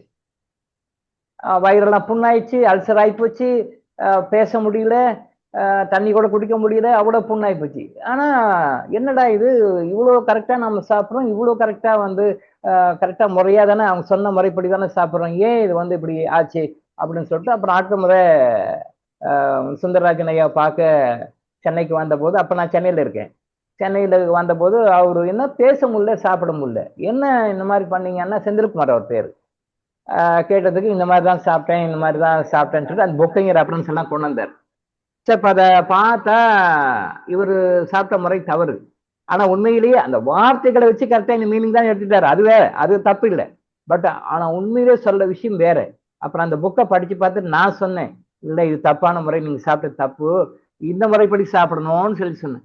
இல்லையே இப்படி தான் போட்டிருக்கு நான் சொல்றதுக்கும் நீங்கள் சொல்றது கம்பேர், வார்த்தைகள் அதே தான், மீனிங் நான் சொல்றது வேற, நீங்கள் சொல்றது வேற. இப்போ சொல்லுங்க ஒன்று. ஆமாங்க, நான் சொன்ன பிறகு ஆமாங்க அப்படின்னு சொல்லி சொன்னார். அப்போ என்ன பண்றது, முடியல, சாப்பிட கொடுங்கல அவரால். அம்மா சாப்பிடுப்பான்னு சொல்லி கொண்டு சாப்பாடு கொடுக்குறாங்க, சாப்பிட முடியல. சரி மோராவது சாப்பிடுப்பான்னு கொடுக்குறாங்க, மோர் கூட சாப்பிட முடியும். நம்ம வீட்டு தான் தங்குவார், சென்னை வந்தால் நம்ம வீட்டு தான் தங்குவார், ரொம்ப கஷ்டம். சரி அப்புறம் அதுக்கு பிறகு சிலர்கிட்ட பர்மிஷன் வாங்கிட்டு, அவங்ககிட்ட வந்து ஸ்பெஷல் பர்மிஷன் வாங்கி அவங்களுடைய அருளோட அவருக்கு தொடர்ந்து ஒரு மருந்தை கொடுத்து அந்த சரி பண்ணுறதுக்கு 6 மாதம் ஆச்சு. ஆனால் அவர் பாருங்க, அவர் சாப்பிட்டது 1 மணி நேரம் தான், 48 நாள் தான் அவர் சாப்பிட்டது 48 நாள் தான். ஆனால் சரி பண்ணுறதுக்கு 6 மாதம் ஆச்சு. அப்படியே கிராஜுவலாக சில மருந்துகளை கொடுத்து அவர் நார்மல் பண்ணி விட்டேன், சரி பண்ணி விட்டேன். இது வந்து சித்தர்களுடைய தொடர்பு இருக்கிறதுனால, சித்தர்களுடைய தொடர்பு லிங்க் இருக்கிறதுனால, என்கிட்ட வந்ததுனால சரி பண்ணி விட்டோம். இல்லைன்னா என்ன கதி ஆயிருக்கும், அவர் ஒரு வழி ஆயிட்டு இருப்பார். சின்ன வயசு தான், மேரேஜ் கூட ஆகலை, ஒரு அரௌண்ட் ஒரு 20-25 ஏஜ் இருக்கும், சின்ன வயசு தான். நாங்களாம் வந்து சின்ன வயசுலேயே ட்ரை பண்ணவங்க, இந்த மாதிரிலாம் கற்றுக்கணும், செஞ்சுக்கணும், சுந்தரராஜன் ஐயாவெல்லாம் ஃபாலோ பண்ணுவாங்க.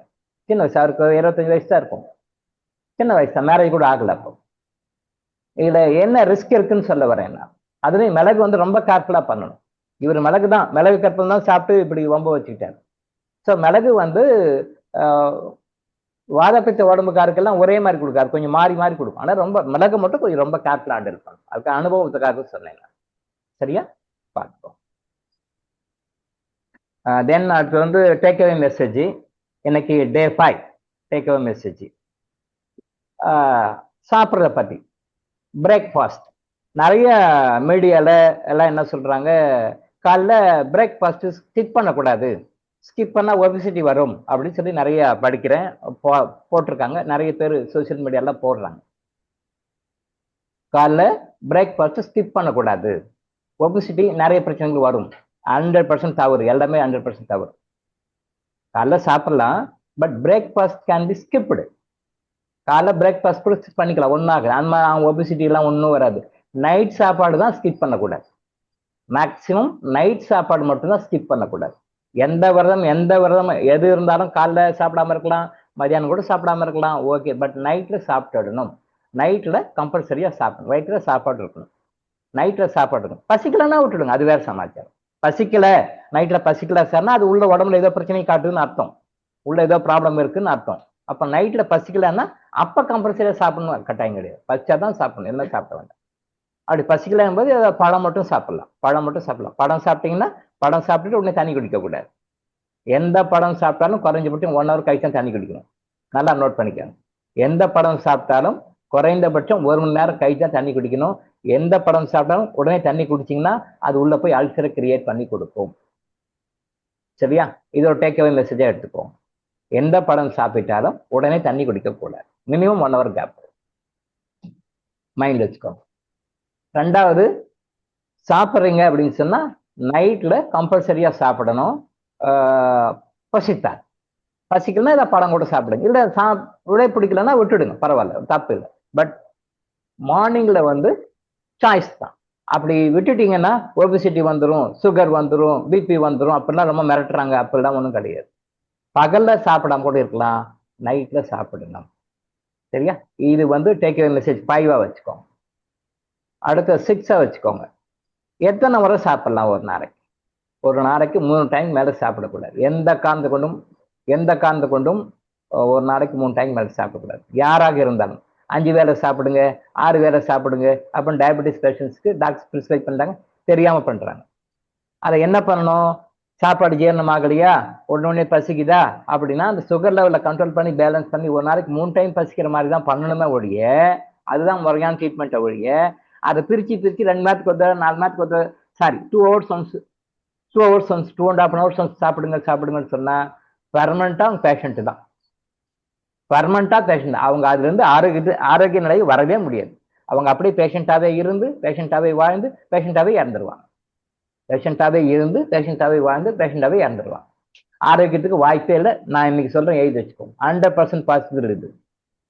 எப்ப 2 மணி நேரத்துக்கு ஒரு 2 மணி நேரத்துக்கு ஒரு சாப்பிடணும் ஃபாலோ பண்றீங்களோ முடிஞ்சு போச்சு கதை.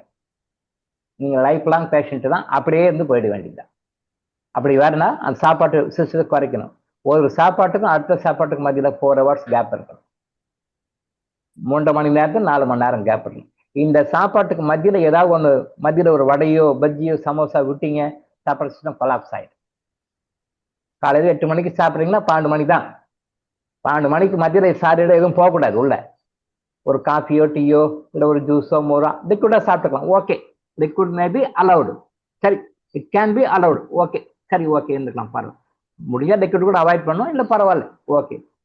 பட் சாலிட் ஃபுட்டா நீங்க ஒரு சமோசா சாப்பிட்றீங்க, 2 வடை சாப்பிட்றீங்க, இல்லை ஸ்நாக்ஸ் கொடுக்குறாங்க, 2 பஜ்ஜி சாப்பிட்றீங்கனாலும் சிஸ்டம் கொலாப்ஸ் ஆயிடும். அப்போ உடனே என்ன ஆகும்? ஏற்கனவே சாப்பிட விட்டுடும், புதுசாக வர டைஜஷன். நேச்சுரல் சிஸ்டம் தான். நாம சொல்றது அனாட்டமி கேட்காது, அது பாட்டுக்கு தானா செய்யும். இதுதான் பின்னாடி உங்களுக்கு பெரிய பெரிய வியாதிகள் வருவதற்கு பேஸாக அமைகின்றது. இது உங்களுக்கு தெரியாது. அது வந்து டைப் ஆஃப் ஸ்லோ பாய்சனா மாறிடும். இப்போ நீங்க காலையில் 8 மணிக்கு பிரேக்ஃபாஸ்ட் எடுத்துக்கிறீங்க, தென் மதியானம் ஒரு 11-12 மணிக்கு 2 வடை சாப்பிட்றீங்க, 2 சமோசா சாப்பிட்றீங்க. உடனே என்ன ஆகும்? அந்த சமோசாவை டிஜஷன் பண்ணுறதுக்கு பண்ணிடும், இதை பாதியில் விட்டுடும்.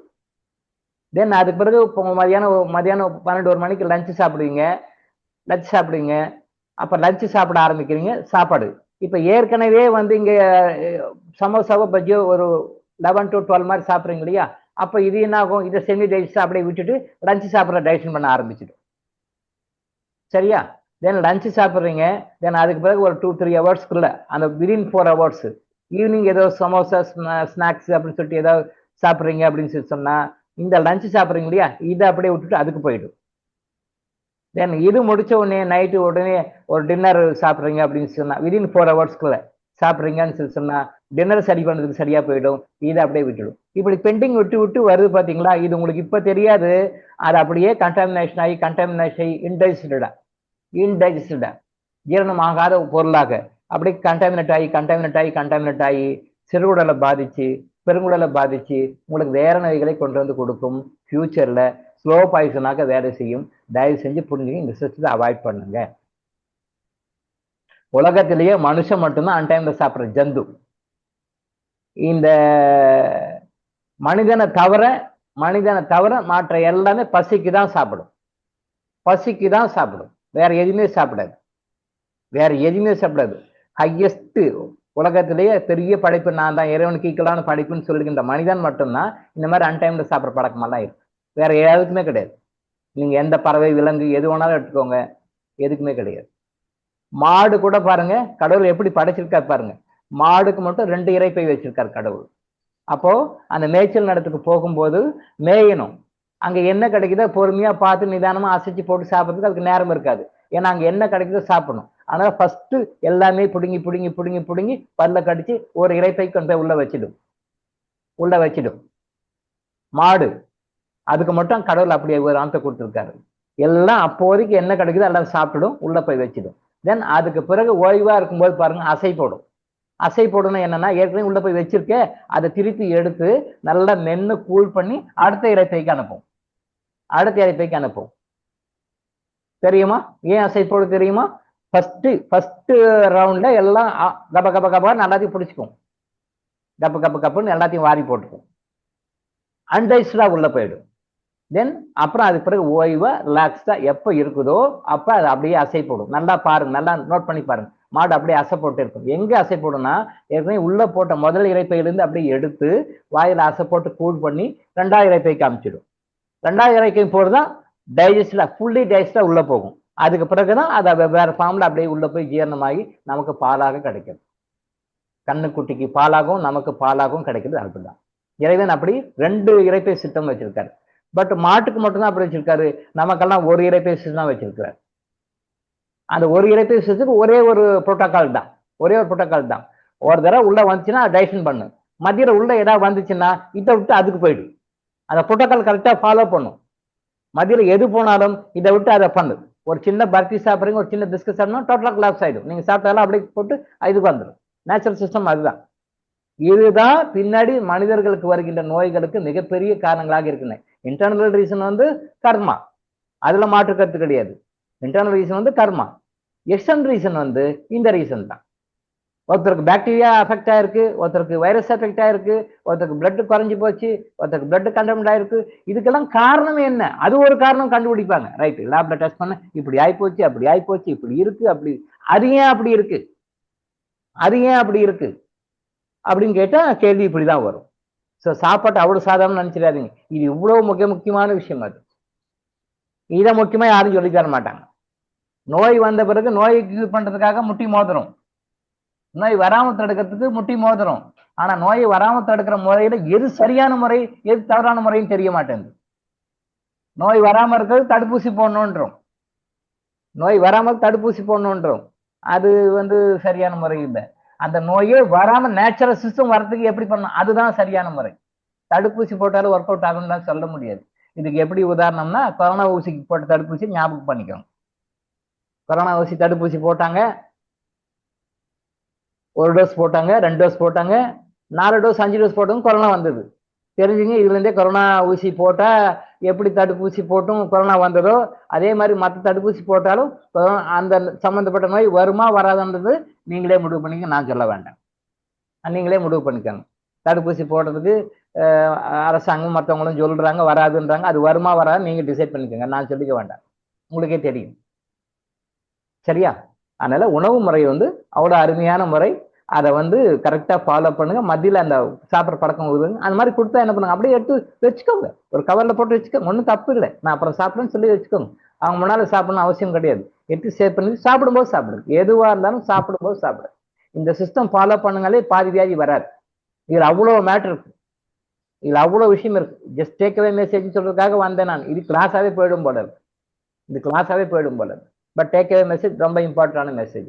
இது பத்தி நம்ம அந்த உணவு பத்தி இறக்கட்டளையில உணவு பத்தி பேசுவோம், டீட்டெயிலா பேசுவோம். இப்போதைக்கு ஃபாலோ பண்ணுங்க. அதுக்கு இன்னும் காரணம் மற்றெல்லாம் உணவு பத்தி நம்ம இறக்கட்டளை பேசும்போது இன்னும் தெளிவா பேசுவோம். முடிஞ்ச வரைக்கும் ட்ரை பண்ணுங்க. இது நல்ல சிஸ்டம். அது நோய்கள் வராது. தடுப்பூசி போட்டு தடுத்துக்கிறது வேற சமாச்சாரம். தடுப்பூசியே தேவையில்லைன்ற நான். தடுப்பூசியே தேவையில்லை, எதுக்குமே வேண்டாம், எந்த தடுப்பூசியும் வேண்டாம். அந்த அளவுக்கு நம்ம நியூட்ரிஷன் பவரை நம்ம கரெக்டா கொடுத்தோம்னா இம்யூனிட்டி பவர் நம்ம உடம்புல அதிகமாகும். தயவு செஞ்சு 3 டைம் மேலே சாப்பிடாதீங்க. 3 டைம்ல சாப்பிட்ற மாதிரி சிஸ்டத்தை கரெக்ட் பண்ணுங்க. மதியில் எதுவும் சாப்பிடாதீங்க. லிக்விட் மட்டும் சாப்பிடலாம், சாலிடா எதுவும் சாப்பிடாதீங்க. எதுவாக இருந்தாலும் அப்படியே வச்சுக்கோங்க. சாப்பிடும்போது சாப்பிடும். அந்த பழக்கம் நீங்க பழகிட்டனால உங்களுக்கு மாற்ற முடியுது, கஷ்டமா இருக்கும். பட் மாற்றலாம், அது ஒன்றும் தப்பு இல்லை. நான் கூட இது மாதிரி ஏதாவது ரொம்ப ரேராக அக்கேஷனாக சாப்பிட்டோம் மதியம் கூட. கண்ணை வைக்கி தான் எனக்கு வந்து சொல்லி கொடுத்தாரு, இந்த சிஸ்டம் இப்படி இருக்குப்பா இப்படிலாம் சாப்பிடக்கூடாதுன்னு சொன்ன பிறகு நான் எப்பயாவது ரொம்ப அப்படிலாம் உணவுக்கு திணி மதியில் ஸ்நாக்ஸ் அப்படிலாம் சாப்பிட்ற பழக்கம்லாம் கிடையாது. எப்பயாவது சில டைம்ல அக்கேஷனாக ஏதாவது சாப்பிட்டுட்டோம்னா கூட சாப்பிடுவேன். பட் கண்ணை யோகி எனக்கு சொல்லி கொடுத்த பிறகு அதுக்கு பிறகு அன்னையிலிருந்து அவர் என்னைக்கு சொன்னாரோ அன்னையிலிருந்து வாய்க்குள்ள எந்த பொருளும் உள்ள போகாது. அவர் சொன்ன அடுத்த செகண்ட் ஃபாலோ பண்ண ஆரம்பிச்சிட்டேன். எனக்கு சொல்லி கொடுத்தவர் அவர் தான். ஒரு உணவு உள்ள போச்சுன்னா அடுத்த உணவு உள்ள டைஜஷன் ஆகிற வரைக்கும் உள்ள எது போனாலும் அது பின்னாடி டாக்ஸினா மாறி பெரிய நோய்களுக்கு வழிவகுக்கும் அப்படின்னு சொல்லி எனக்கு 2 hours உட்காரிச்சு டெமோ பண்ணி கொடுத்தாரு. 2 hours அன்னைக்கு சொன்ன அன்னையிலிருந்து அதோடு விட்டேன். நான் கூட அந்த மாதிரி சாப்பிட மாட்டேன். ஏதாவது பிஸ்கட்டு ஸ்நாக்ஸ் இந்த மாதிரி ஏதாவது கொடுத்தாங்களோ அப்படியே தனியாக வாங்கி வச்சுக்கிட்டு சாப்பிடும்போது தான் சாப்பிடும். மத்தியில் சாப்பிடும். ஈவன் கோயில் பிரசாதமே சாப்பிடுனா கூட சாப்பிட மாட்டேன். கோயில் பிரசாதமே இந்த சாப்பிடுங்க, திருப்பி லட்டு பழனி பஞ்சாமிர்தம் சாப்பிடுங்கன்னுவாங்க. அப்படியே இருந்தால் கூட சந்தோஷம், நல்லது, ரொம்ப நன்றின்னு சொல்லிட்டு வாங்கி ஒரு பேக்கில் வச்சுக்கிட்டு தென் சாப்பிடும்போது தான் சாப்பிடுவேன். என்னைக்கு கண்ணை யோகி எனக்கு சொல்லி கொடுத்தாரோ அந்த மொமெண்ட்லேருந்து நான் அதை ஃபாலோ பண்ணுறேன். பட் அருமையான ரிசல்ட், ரொம்ப நல்லது. ஃபாலோ கண்ணை யோகி தான் எனக்கு சொல்லி கொடுத்தாரு. ஆயுர்வேத ஆச்சாரி, ஆயுர்வேத டாக்டர் அவர், ஆயுர்வேத ஆச்சாரியம் அவர் தான் சொல்லி கொடுத்தாரு. சொன்ன பிறகுதான் ஆமா கரெக்டு தானே, நல்ல விஷயம் தானே இவர் சொன்னது. இது யாருங்க தோணலையே, யாருமே சொல்லிக் கொடுக்கலையே, எந்த காலேஜ்லையும் யாரும் சொல்லிக் கொடுக்கலையே. பட் கண்ணை யோகி எனக்கு சொல்லிக் கொடுத்தார் நான் +1 படிக்கும்போது. ரைட். ஸோ அது ஸ்ட்ரிக்டாக ஃபாலோ பண்ணு, அது நல்லது. ஓகேவா? தென் அது அந்த ஒரு டேக்அவே மெசேஜை எடுத்துக்கோங்க.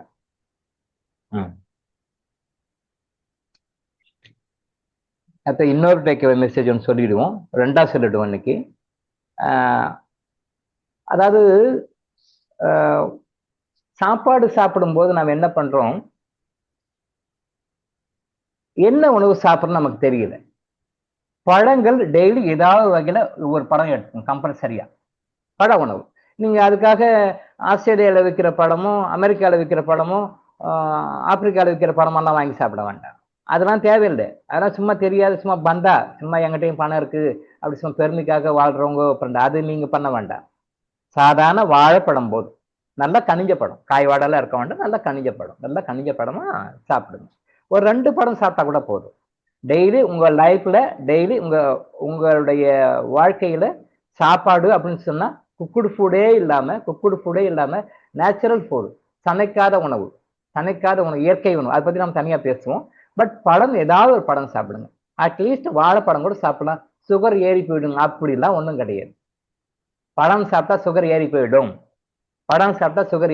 நம்ம குரூப்லயே சில கருத்துக்கள் போட்டிருக்காரு, முத்துக்குமார் கூட சில இது போட்டிருக்காரு.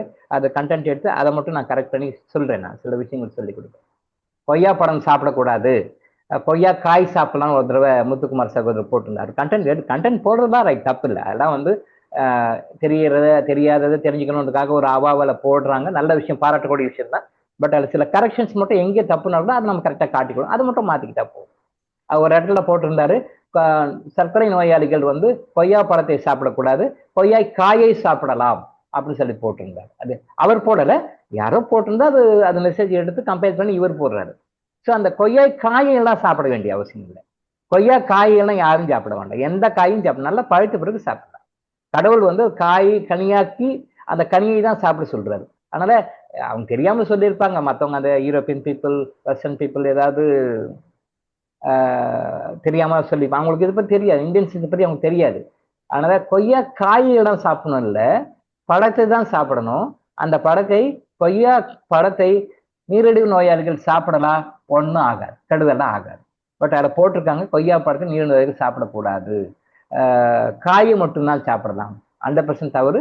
காய் யாருமே சாப்பிட வேண்டாம், தேவை நல்லா பழுத்த பிறகு சாப்பிடலாம். கொய்யா பழத்தை சாப்பிடலாம், பப்பாளி பழம் சாப்பிடலாம். இன்னும் சொல்ல போனா எல்லா படமும் சாப்பிடலாம். இப்போதைக்கு கன்ஃபியூஸ் பண்ணிக்க வேண்டாம், நான் அப்புறம் சொல்றேன், கிராஜுவலா சொல்லி கொடுக்குறேன். அப்ப நீரிழிவு நோயாளினா படமே சாப்பிடக்கூடாது அப்படிலாம் ஒன்றும் கிடையாது. நான் ஏற்கனவே ஒரு வீடியோ கூட பேசியிருக்கேன். கோயம்புத்தூர்ல சுப்பிரமணியம் சொல்லி ஒரு டாக்டர், அவர் இப்ப அமெரிக்கா போயிட்டாரு, இங்க இல்லை. அவரை முழுமையாக பயன்படுத்திக்கொள்ள கூட இங்க இல்லை. அதனால அவர் வந்து அமெரிக்கா போய் செட்டில் ஆயிட்டாரு. அவங்க டாக்டர் கூட போய் சேர்ந்து அமெரிக்கால இருக்காரு. அவர் முழுக்க பழம் மட்டும்தான் கொடுப்பாரு. டயபெட்டிக் பேஷண்ட்ஸ் கூட ஒன் டே பழம் மட்டும்தான், எல்லா ஃப்ரூட்டும் கொடுப்பாரு. காலைல மதியானம் நைட்டு இது மாதிரி எல்லா ஃப்ரூட்டும் சாப்பிடுவார். பட் ஒரு 20 டேஸ்ல 25 டேஸ்ல சுகர் நார்மலுக்கு வந்துடும். சுகர் நார்மலுக்கு வந்துடும்.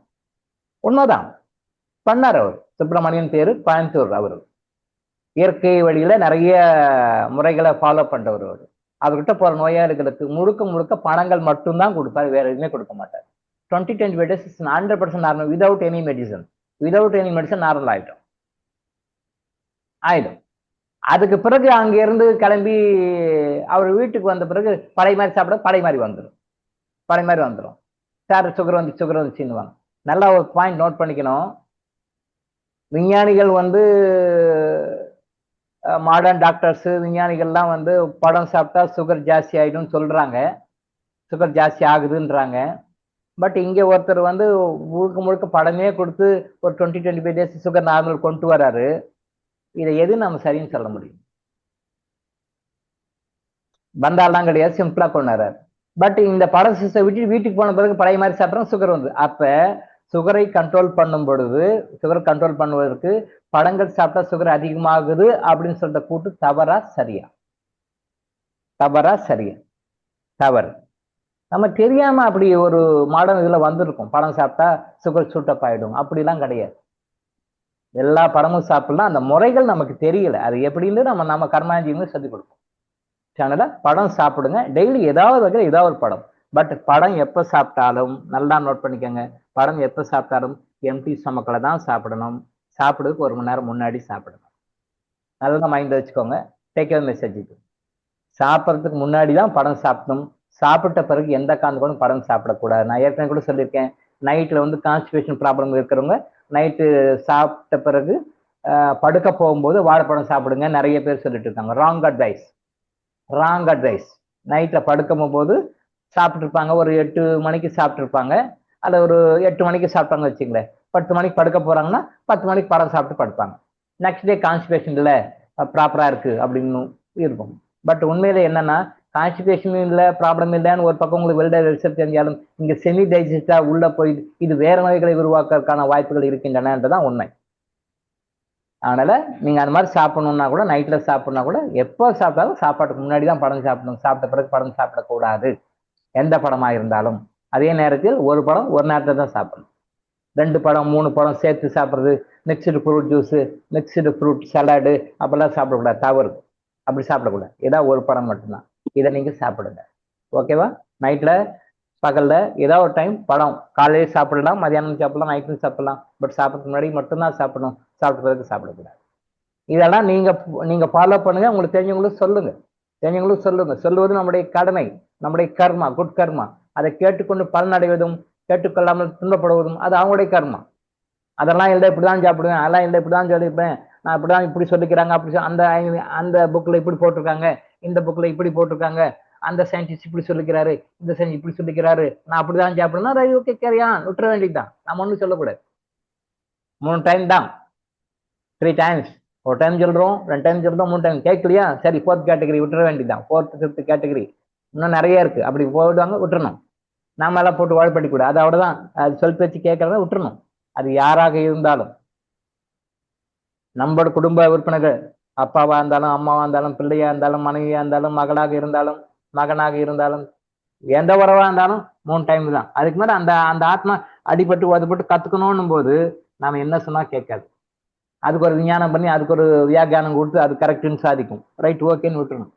அங்கே ஐயோ இப்படி கேட்க மாட்டானே அப்படின்னு டென்ஷன் ஆகி நம்ம உடம்பையும் மனசையும் ஆத்மாவையும் கற்றுக்கூடாது. சரியா? Okay right. இது இன்னைக்கு டேக் ஒரு மெசேஜ் வச்சுக்கோங்க. ஃப்ரூட்ஸ் டெய்லி ஆட் பண்ணுங்க. ஈவன் சுகர் பேஷண்ட் கூட சாப்பிடலாம். பப்பாளி பழம் சாப்பிடலாம், கொய்யா பழம் சாப்பிடலாம், வாழைப்பழம் கூட சாப்பிடலாம், ஒன்றும் தப்பு இல்லை. ஒரு படம் 2 படம் சாப்பிடலாம். பட் டெய்லி கம்பல்சரியா ஏதாவது ஒரு படம் உள்ள போகணும். நல்லா நோட் பண்ணிக்கோங்க.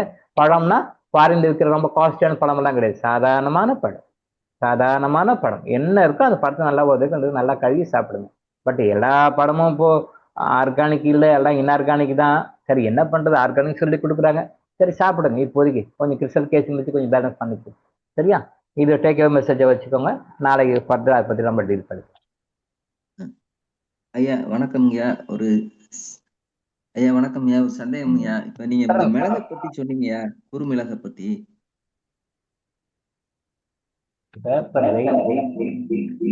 சொல்லுங்க சார். ஹலோ ஐயா. சொல்லுங்க சார். குறுமிளகை பத்தி சொன்னீங்கயா, அந்த மஞ்சள் குறுமிளகை பத்தி இப்ப பேசிட்டு இருக்கும்போது எனக்கு ஒரு கருத்து வந்து யார்தான் உங்கள்கிட்ட அதை கலந்து தெரிஞ்சுக்கலான்னு பாக்குறேங்க. அதாவது குறுமிளகை வந்து எனக்கு ஒரு வைத்தியர் வந்து சொல்லும் போது என்ன சொன்னாருன்னா, மிளகு வந்து சமையல் பண்ண உடனே அதனுடைய உரு வந்து மாறிடுது. ஆக்சுவலா இப்ப உதாரணத்துக்கு இப்ப வெண்பொங்கல் வைக்கிறாங்க, அதுல மிளகு நிறைய போடுறாங்க. அந்த மிளகை வந்து நம்ம சாப்பிடும்போது மென்னு சாப்பிட்டோம்னா அது மென்னு போயிடும். அதே இது உழுங்கிட்டோம்னா அது முழுசாவே தான் மலத்துல வருது. அதே இது தினமும், அதாவது அவர் தினமும் சாப்பிடலாங்கிறாரு. அது எப்படின்னா டெய்லி வந்து ஒரு 9 மிளகு, ஒரு வயசு வந்தவங்க, ஒரு 30 வயசுக்கு மேல இருக்கவங்க வந்து 9 மிளகை வந்து தினமும் காலையில வெறும் வயிற்றுல மாத்திரை மாதிரி உழுங்கிட்டோம்னா அது போய் வயிற்றுக்குள்ள இருந்து அந்த கரெக்டா சிறுகுடல் போகும்போது அந்த இடத்துல வரும்போது அது வந்து அது வரைக்கும் வயிற்றுக்குள்ள அது இதாகாது, உடையாது. அது பல்ஜிங் ஆகிட்டே இருந்து கரெக்டா சிறுகுடல் போகும்போது அது பல்ஜிங் ஆகி வெடிச்சிருமா. உள்ள வெடிச்சு கம்ப்ளீட்டா கிருமிகள், கிருமி நாசினியா இருந்து எல்லாமே பண்ணி கம்ப்ளீட்டா கியூர் பண்ணிடுவோம். அதனால நீங்க தினமும் சாப்பிடுங்கன்னாரு. அதே இன்னொருத்தர் என்ன சொல்றாருன்னா, மிளகு வந்து சூடு, அதை வந்து குளிர்ச்சியான நாள்கள்ல சாப்பிடுங்க. அதாவது வாரத்துக்கு 7 நாள் இருக்குன்னா திங்கள், புதன், வெள்ளி இந்த 3 நாளும் நீங்க மிளகு எடுத்துக்கலாம். அந்த சூடான நாள்கள்னு சொல்லி ஞாயிறு, செவ்வாய், வியாழன், சனி இந்த 4 நாட்கள்லயும் வந்து நீங்க வந்து வெந்தயத்தை கொஞ்சம் வாயில் எடுத்து குடிச்சுக்கோங்க, தண்ணி குடிச்சிருங்க. இது வந்து ரெண்டுமே வெறும் வயிற்றுலேயே பண்ணலாம் அப்படின்னு சொல்லி சொல்றாங்க. வெந்தயம் வந்து குளிர்ச்சி, இது வந்து இது சுகர் கம்ப்ளீட்டாவே கண்ட்ரோல் ஆகும் அப்படின்னு சொல்றாங்க. அதான் இது கொஞ்சம் தெளிவு பண்ணணுங்க. அதான் உங்கள்கிட்ட சந்தேகமா கேட்போம்னு பார்த்தேங்க. அது எப்படி சரிதானா இல்ல உங்களுடைய வியூஸ் கொஞ்சம் தயவு செஞ்சு சொல்லுங்க. ரொம்ப நன்றி. அதாவது நீங்க ஐயா சொன்ன முறை வந்து கரெக்ட் சார். ஐயா மிளகு பத்தி நானே எக்ஸ்பீரியன்ஸ் பண்ணிருக்கேன் ஐயா. நான் தான் சித்தர்கள்ல என்ன யூடியூப்ல என்னெல்லாம் இருக்குன்னு தேடி தேடி ஆராய்ச்சி பண்ணி அதெல்லாம் ஃபாலோ பண்ணிட்டேன். நான் ஒரு காலத்துல ஒரு நாளைக்கு ஒரு மிளகு வீதம் 48 நாளைக்கு 48 ஒரு நாளைக்கு ஒரு மிளகாம், அடுத்த நாளைக்கு 2 மிளகாம், 48 நாளாவது 48 மிளகு சாப்பிடணுமா. இப்படி எல்லாம் சாப்பிட்டுருக்கேங்க. நானும் சாப்பிட்டேன். ஆனா ரிசல்ட்லாம் ஒண்ணும் இல்லை. எனக்கு என்ன சேஞ்ச் நடந்ததுன்னு தெரியல. அப்புறம் விட்டுட்டேன் 48 நாள்ல. இது நான் பைத்திய மாதிரி இதுவும் பண்ணியிருக்கேங்க. அதான் தப்புன்னு தெரியுது. அது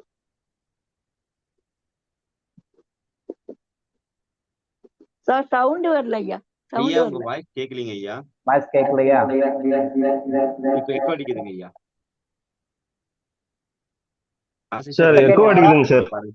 இப்ப வாய்ஸ் கேக்குதா? இப்ப கேக்குது ஐயா. கரெக்டா வால்யூம்ல கேக்குதா? கரெக்டா இருக்குங்க ஐயா, பேசலாம். சரி ஐயா, பேசலாம். நான் பேச கேக்குதா உங்களுக்கு? கேக்குதுங்க ஐயா. ஃபுல்லா கேக்குதுங்க. வாக்கிங் நல்லா கேக்குதா? சரி, ஓகே. அதாவது இந்த முறைகள்லாம் நல்ல முறைகள் தான், தவறு கிடையாது. அது நீங்க பைத்தியமா இருக்கலாம் அப்படிலாம் சொல்லாதீங்க. ஒரு தேடுதல் ஆர்வம் தானே, நல்ல விஷயம் தானே, எல்லாம் தப்பு இல்லை. அது என்ன விஷயம் அப்படின்னா, இப்ப இதை மாதிரிதான் செந்தில்குமார் இப்ப நான் சொன்ன ஒரு இன்சிடென்ட், இந்த மிளகு கற்பம் சாப்பிட்றேன்னு சொல்லிட்டு அல்சரை வர வச்சுட்டு அவரை சரி பண்றதுக்கு எனக்கு கிட்டத்தட்ட ஒரு 6 மாசம் ஆச்சு நார்மல் கொண்டு வரதுக்குன்னு சொன்னோன்னே. ஆனா அவர் சாப்பிட்டது வந்து 48 நாள் தான். 48 நாள் கொலாப்ஸ் ஆகி மாறிட்டார். அவரை நார்மல் பண்றதுக்கு சித்தருடைய ஆசீர்வாதத்தோட அவங்க சில ஸ்பெஷலா ப்ரிப்பேர் பண்ணி சரி பண்ணோம். என்ன காரணம் அப்படின்னா, இதுக்கு எல்லாமே கரெக்டு தான். ஆனா வந்து one man's meat is another man's poison. நம்ம அடிக்கடி சொல்லியிருக்கோம் உங்களுக்கு. One man's meat is another man's poison. ஒருவருக்கு ஒத்துக்கொள்வது இன்னொருத்தருக்கு ஒத்துக்கொள்ளாது. இது வந்து ஸ்டாண்டர்ட் ஃபார்முலா. ஒருத்தருக்கு எது ஒத்துக்குதோ அது இன்னொருத்தருக்கு ஒத்துக்காது. எல்லாருக்கும் எல்லாமே ஒத்துக்குன்னு சொல்ல முடியாது. கடவுள் அப்படிதான் படைச்சிருக்கிறாரு.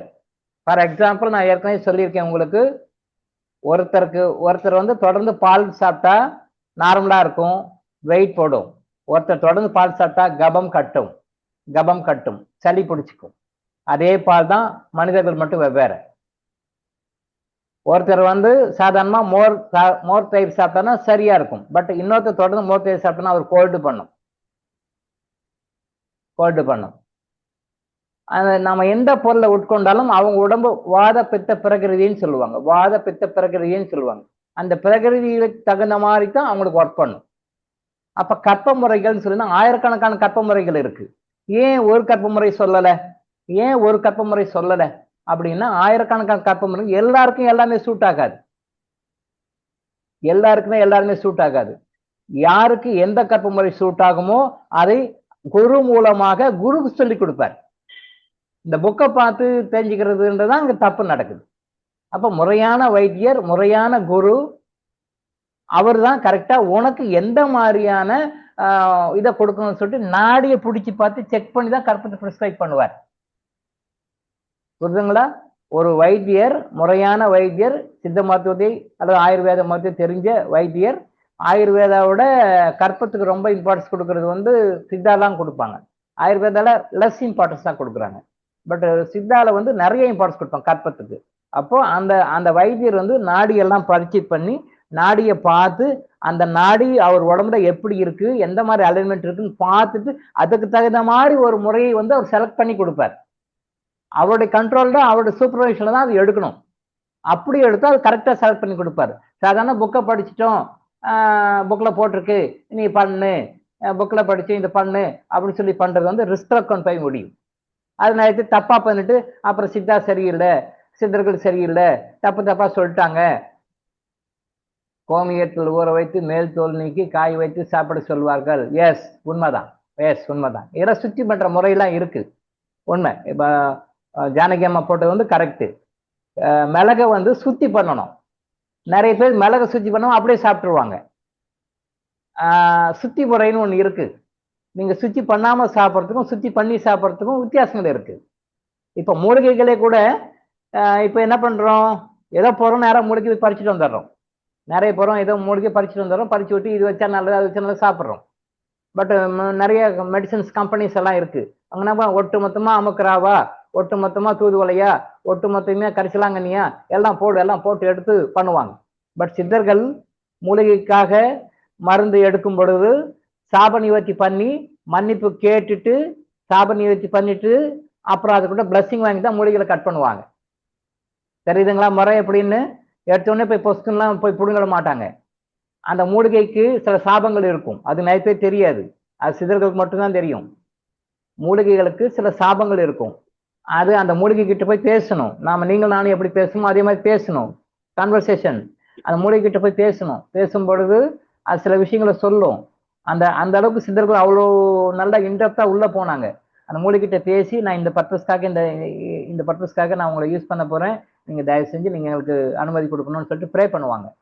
அப்புறம் அதுக்கு சாபத்தை நிவர்த்தி பண்ணணும், ப்ரே பண்ணுவாங்க. ப்ரே பண்ணி அது பிளஸ்ஸிங் வாங்கணும். அது பிளஸ்ஸிங் வாங்கிட்டு அந்த மருந்து செஞ்சு பாருங்க, ஒரே டோஸும் சரியாயிடும், சிங்கிள் டோஸ் சரியாயிடும். ஆனா இது இல்லாம சும்மா நாமளே பறிச்சு மெஷின்ல போட்டு டேப்லெட் பண்ணி கேப்சூல் பண்ணி சாப்பிட்டோம்னா இது மாதிரி 100 மடங்கு சாப்பிட்டா சரியாகும், நல்லாகும். 100 மடங்கு சாப்பிடணும். இது ஒரே முறை சாப்பிடணும். அப்ப சித்தர்கள் சாப நிவர்த்தி முறைன்னு ஒண்ணு இருக்கு, சுத்தி செய்கின்ற முறைன்னு ஒண்ணு இருக்கு. இந்த இப்போ ஜானகி அம்மா போட்டாங்க இல்லையா, மிளகை வந்து சுத்தி பண்ணணும், கோமி இதுல போட்டு சுத்தி பண்ணணும். கோமியம் ஒரு மெத்தட், இன்னும் 4-5 மெத்தட் இருக்கு. அந்த மாதிரி போட்டு சுத்தி பண்ணி தான் அது வந்து சாப்பிடலாம். வள்ளல் பெருமான் கூட மிளகை சுத்தி செய்யற முறையை பத்தி மென்ஷன் பண்ணியிருக்கிறாரு. அப்போ சுத்தி பண்ணாம அப்படியே டைரக்டா சாப்பிடும்பொழுது அது வேற மாதிரி இப்படி சைட் எஃபெக்ட் எல்லாம் பண்ணும். அப்ப நாம என்ன சொல்லுவோம், இது சரியில்லைன்னு சொல்லுவோம். பட் அது சுத்தி செஞ்சு முறையா, அது நிறைய முறைகள் இருக்கு, அந்த முறைப்படி செஞ்சு சாப்பிட்டா அது கரெக்ட். ரெண்டாவது, யாருக்கு என்ன வரும்ன்றது நாடி பார்த்து செக் பண்ணணும். நாடி பார்த்து செக் பண்ணி தான் இந்த கற்ப முறையில கொடுக்கணும்னு செக் பண்ணணும். அதெல்லாம் நிறைய சும்மா புக்ல படிச்சோம் எடுத்து போட்டோம் பண்ணோம்னா அப்படின்னா பண்ண முடியாது. அந்த மாதிரி தான் போய் செஞ்சது மாட்டிக்கிட்டாரு. இப்ப பாருங்க, பத்மாவதி அம்மா சொன்னாங்க, நான் 40 நாள் சாப்பிட்டேன் சார், ஆனா எனக்கு ஒன்றும் தெரியல. பரவாயில்ல, தப்பிச்சுட்டாங்க அவங்க. அதனால ஒன்றும் கெடுதல் எதுவும் வரல. ஏதோ பலன் கிடைக்குதோ கிடைக்கலையோ, பட் கெடுதல் எதுவும் இல்லை. அப்படி இல்லையா? பலன் கிடைக்குன்னா பரவாயில்ல, பலன் கிடைக்குனாலும் பரவாயில்ல, எதுவும் அவங்களுக்கு வேற எதுவும் கான்ட்ராண்டிகேஷன் எதுவும் ஆகலை, தப்பு இல்லை. ரைட். ஏன்னா எல்லா உடம்புக்காருக்கும் ஒத்துக்காது. ஃபார் எக்ஸாம்பிள் பென்சிலினே எடுத்துக்கோங்க. ஆஸ்மா, வீசிங், அப்படியே உயிர் போற மாதிரி இருக்கு, மூச்சு அப்படியே அடைச்சு நின்னுற மாதிரி இருக்கு, செக் பண்ணுவாங்க, பென்சிலின் போடுவாங்க. செக் பண்ணி ஓகே, பென்சிலுக்கு வந்து அவர் அக்செப்டபிளா இருந்தாருன்னா அப்படின்னா பென்சிலின் போடுவாங்க, சேர்ந்துருவார். பென்சிலின் அவர் உயிரை காப்பாத்துது. அதே நேரத்தில் பென்சிலின் ஒத்துக்காத ஒருத்தர் அலர்ஜென்ட், அது நான் அலர்ஜியா இருக்கு அப்படின்னும் போது ஓகே, அலர்ஜிக்கா இருக்கும்போது யாரோ ஒருத்தருக்கு அவருக்கு மூச்சு விட முடியல, ஆஸ்மால இருக்கிறாருன்னு சொல்லிட்டு செக் பண்ணாம நீங்க போட்டுட்டீங்க அப்படின்னு சொல்லி வச்சுங்க, இறந்துடுவார். ஆன் த ஸ்பாட் இன்சுலின் போன அந்த பென்சிலின் போன உடனே இறந்துருவார். பென்சிலின் போன உடனே இறந்துருவார். நடந்திருக்கு நடந்திருக்கு. என்னுடைய சோப் கம்பெனி ஒரு 3 பிளாக் வாடகைக்கு எடுத்திருந்தேன். நான் ஏற்கனவே ஒரு வீடியோ கூட சொல்லியிருக்கேன். 3 பிளாக் வாடகைக்கு எடுத்திருந்தேன், 3 பில்டிங். அந்த ஒரு பில்டிங்கினுடைய ஓனர் வந்து திடீர்னு உடம்பு சரியில்லாம படுத்துட்டார். உடனே எல்லாம் என்ன பண்ணிக்காங்க, பக்கத்துல ஹாஸ்பிட்டலில் கொண்டு போய் சேர்த்துருக்குறாங்க. ஹாஸ்பிட்டலில் போய் சேர்த்த உடனே அவர் வந்து வீசிங் எதை விட முடியல, மூச்சு விட முடியலன்னு டக்குன்னு அந்த பொண்ணு வந்து பென்சிலின் போட்டுருக்கு. பென்சிலின் போட்ட உடனே கப்பு நின்று போச்சு. அப்புறம் வந்த டாக்டர் வந்து சொல்லிக்கிறாரு, என்னம்மா ஏமா இந்த மாதிரி ஆகிப்போச்சுன்னா, அந்த நர்ஸ் வந்து இல்லை சார் நான் டக்குன்னு போட்டேன் சார், ஆக்சுவலாக செக் பண்ணி போட்டிருக்கணும். அப்புறம் நான் பின்னாடி வந்து வாங்கன்னா என்னையும் கூப்பிட்டு போனாங்க. அந்த ஊர்ல எல்லாரும் அண்ணான் தான் கூப்பிடுவாங்க. நான் வயசுல பெரியவங்களா இருந்தா கூட அண்ணா அண்ணன் தான் கூப்பிடுவாங்க. வாங்கினா நீங்களும் வாங்கினா இந்த மாதிரி போய் சேர்த்துருக்கோம், அட்மிஷன் போயிருக்கோம் அப்படின்னு. சரி நானும் வண்டியில போனோம்னா அங்கே போனோம்னே அங்கே சொல்றாங்க, டாக்டர் பேசிட்டு இருக்கிறாரு நர்ஸுக்கிட்ட, ஏமா அப்படி செக் பண்ணா போட்ட அப்படின்னு சொல்லி கேட்டிருக்காரு. அந்த கான்வர்சேஷன் எங்கால விழுந்தது. நான் போனேன், என்ன சார் இப்படி செக் பண்ணாம போட்டிங்களா? அவர் கொஞ்சம் யோசனை பண்ணிட்டு அப்புறம் இல்லை சார் நீங்கள் சொல்லுங்கள், எதுவாக இருந்தாலும் சொல்லுங்கள் சார், என்ன ஆச்சு என்ன பண்ணீங்க அப்படின்ன பிறகு அவர் எங்கிட்ட மட்டும் தனியாக சொன்னார், சார் நான் வரத்துக்குள்ள நர்ஸு தனியாக செக் பண்ணால் போட்டுட்டு சார், போட்டோன்னே இந்த மாதிரி ஆகிப்போச்சு சார், சாரி சார் அப்படின்னாரு. சார் இது யாருக்கையும் சொல்லாதீங்க சார். ஆனால் அது வந்து எங்கிட்ட சொன்னாங்க, நான் சொல்லலை. அது சொல்லியிருந்தா பெரிய ரகலையாக நடந்திருக்கும், பெரிய கலாட்டாவும் நடந்திருக்காங்க, பெரிய போராட்டமே நடந்திருக்காங்க, ரொம்ப பிரச்சனையாக இருக்கும். பட் அவர் அந்த நர்ஸு பாவம் ஒன்றும் கை காலம்குள்ளே ஒதுருது, டாக்டர் ஏமா அப்படி அவசரப்பட்டு போட்டேன், போட்டோன்னே இறந்துட்டார். சரி சார் அதை நான் பக்குவமாக சொல்லிக்கிறேன் அவங்ககிட்ட, நீங்கள் வேற ஏதாவது சரி பண்ணுங்க, இனிமேல் பண்ணுறதுக்கு என்ன இருக்குது, ஒன்றும் இல்லை முடிஞ்சு போச்சு. அப்புறம் வேற மாதிரி கொஞ்சம் பக்குவமாக சொல்லி நடந்து போச்சு. நடந்து போச்சு. இப்போ இதுக்கு மேலே போய் டாக்டர் காட்டி கொடுத்து நர்ஸை காட்டி கொடுத்து என்ன ஆக போகுது? அது எனக்கு மட்டும் தான் தெரியும், வேற யாருக்குமே தெரியாது. சரி ஏதோ வந்துட்டாரு போனாரு, சரி பரவாயில்ல விடுங்க அப்படின்னு சொல்லி சமாதானம் சொல்லி அப்புறம் பாடி கொண்டு போயிட்டு இது பண்ணிவிட்டோம். என்னுடைய soap company building stock point கொடுத்தவர் அவர், வெள்ளை கவுண்டர்னு பேர். அது மாதிரி ஆச்சு. அப்போ அது கொஞ்சம் செக் பண்ணி பார்த்துட்டு அவருக்கு அலர்ஜி இருக்கா இல்லையான்னு செக் பண்ணி பார்த்துருவோம். கையில போடுவாங்க, போட்டு அலர்ஜி ஆகியிருந்தது அப்படின்னா போடக்கூடாது, ஒண்ணுமே ஆகலாம் போட்டுக்கணும். செக் பண்ண அந்த நர்ஸ் போட்டுச்சு, இறந்து போச்சு. பட் அதே நேரத்தில் அதே மாதிரி பிரச்சனை இருக்கிறவங்களுக்கு நம்ம எத்தனை பேர் நானே பார்த்துருக்கேன். அப்போ ஏன் இவருக்கு மட்டும் அப்படி ஆயிப்போச்சு? தெரியாம போட்டாங்க. அப்ப ஒரே பென்சிலின் ஒரு உயிரை காப்பாற்றுகிறது, இன்னொரு உயிரை கொள்கின்றது. ஏற்றுக்கிற உடம்புல உயிரை காப்பாத்துது, ஏற்றுக்குள்ள உடம்புக்கு வற்புறுத்தி தெரிஞ்சோ தெரியாமல போட்டாங்க, இறந்துட்டார். அதே பென்சில் இன்னொரு உயிரை போவதற்கு காரணமாக இருந்தது. இப்ப நான் சொன்ன மாதிரி அந்த சோப் கம்பெனி பில்டிங்குடைய ஓனர், அந்த வாடகைக்குட்ட ஓனர் வெள்ளை கவுண்டர், இதனாலதான் இறந்தார். எனக்கு நல்லா தெரியும். அந்த டாக்டர் சொன்னாரு, பாருங்க சார் நீங்க இதை கொஞ்சம் சொல்லி சமாதானம் பண்ணுங்க சார், கொஞ்சம் பிரச்சனை ஆயிடுச்சுன்னா என்ன பண்றதுன்னு ரொம்ப ரிக்வஸ்ட் பண்ணிட்டாரு. சரி சார் நான் பேசிக்கிறேன், நான் வேற மாதிரி அது பேசி டேக்கிள் பண்ணிக்கிறேன் சார்ன்ட்டு. உங்களுக்கு கொஞ்சம் டவுட் வந்தது, ஏதோ தப்பா போட்டீங்க அதனாலதான் இப்படி ஆகி போச்சுன்னு கொஞ்சம் அவங்க பெரிய மக 2வது மக எல்லாம் கொஞ்சம் பிரச்சனை பண்ணாங்க. அது உண்மைதான், அது தேவையில்லாம நடந்து போச்சு. இப்ப ஆகி என்ன ஆக போறோம்?